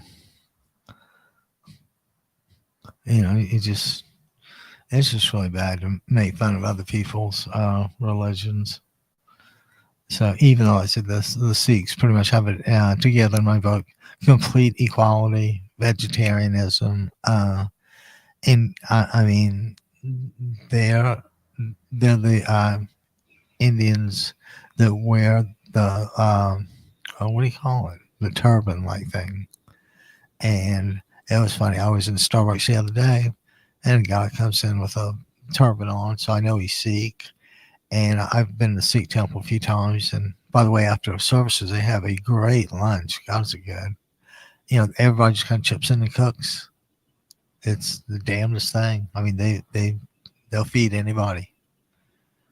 And like complete equality up and down the line, no distinction between male and female. A higher position, a lower position. If I was sitting on the floor of the Gurdwara, which is what the Sikh temple is, the Gurdwara, and so if the Prime Minister came in, he would sit on the floor next to me. No seat, no front row seat, he would just sit where there was an open seat.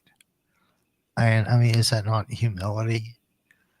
Because he's, the big cheese to get special treatment? Not in this religion. So you gotta always hand it to those guys. So, what else is going on today? The stock market came back for, I swear he's a lucky guy. I mean, nobody else would have that kind of luck. The truth of it is, we should be so much further down the tubes than we are. But the whole brain drain thing really frightens me. Thinking in terms of medical research and climate change and just about anything. I mean, it's just not a cool deal. So with that in mind, there's not much to be said or done. But this is your host, Abby Kaufman, at the democracyradionetwork.com. And we are glad to be coming at you from a secret location in Newport Beach, California. And it's kind of windy and cool, breezy out there, and it's not making any warmer. So, and we are in Southern California by the water for the heat, which is kind of backwards because everybody knows you got to go like inland a few miles to get heat. But all things considered, it's a good place. The people are generally good, and like most things, it's when people come to the beach and get drunk and all that. This stuff happens. So we're gonna invite people, down to Newport and Balboa Island and Peninsula and all that. Just, be cool about it, or be kind, or, whatever you can be. Don't be hostile, I guess would be the better way. Oh, which reminds me, I gave barista friend the best husband advice I could ever give someone. And it was, don't marry a schmuck. How about that? That might even get on a license plate. I don't know, but it would make you wonder. And it really makes me wonder at 3:45 on Monday, April 13th, how you guys are enjoying the first broadcast with a guest of democracyradionetwork.com. I think this is, kind of cool to have the technology to do this. And, I'm really lucky it wasn't, super expensive to get the equipment, and, somehow or other put the right pieces in the right sequence. God only knows. So, like I say, we are at the last quarter hour. Can you believe 4 hours has so flown by? Listen, me talking and me largely listening. So, but and with the paid radio show host does after a successful podcast or successful broadcast. He does laundry. Yeah, I wish somebody would do it for me, but the successful radio show host does a laundry after his broadcast. Now, I could make it the argument that I do my laundry at the Vista Center in 19th and Placentia, and I'd like to give a shout out to the Wash and Go laundromat there and the women that take care of it. They're all super nice, and God knows those women work hard keeping that place clean. And we'd also like to give a shout out to my place for shrimp tacos.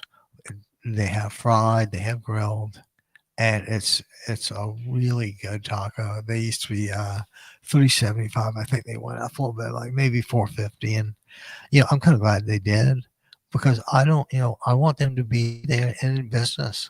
I want to make a decent living, and I just think it's a better place. They're good people.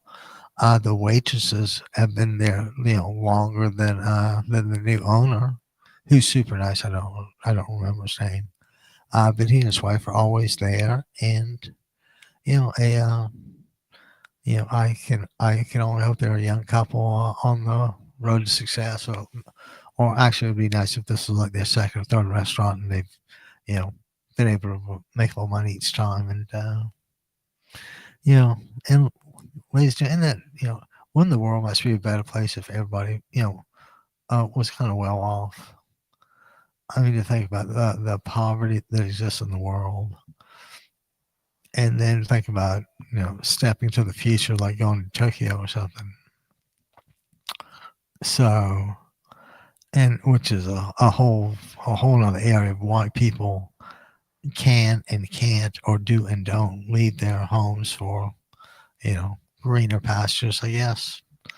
And the reality is that the grass always looks greener on the other side, and it rarely ever is. So that's probably the compelling reason to kind of stay where you are. But then again, think back to old caveman days, and it's like, and it took a while to figure out how to get into the cave. This didn't just happen, He didn't wake up. He didn't just fall off a big rock onto a little rock and hit his head. It took a while to figure this out. So then inside the cave, all huddled toward the back, is getting as much shelter as they can possibly get. And sooner or later, somebody leaves the cave, or goes to the entrance of the cave and looks around and thinks, outside may be good. So that one person just, got him out of the cave, and the rest is kind of a strange bit of history.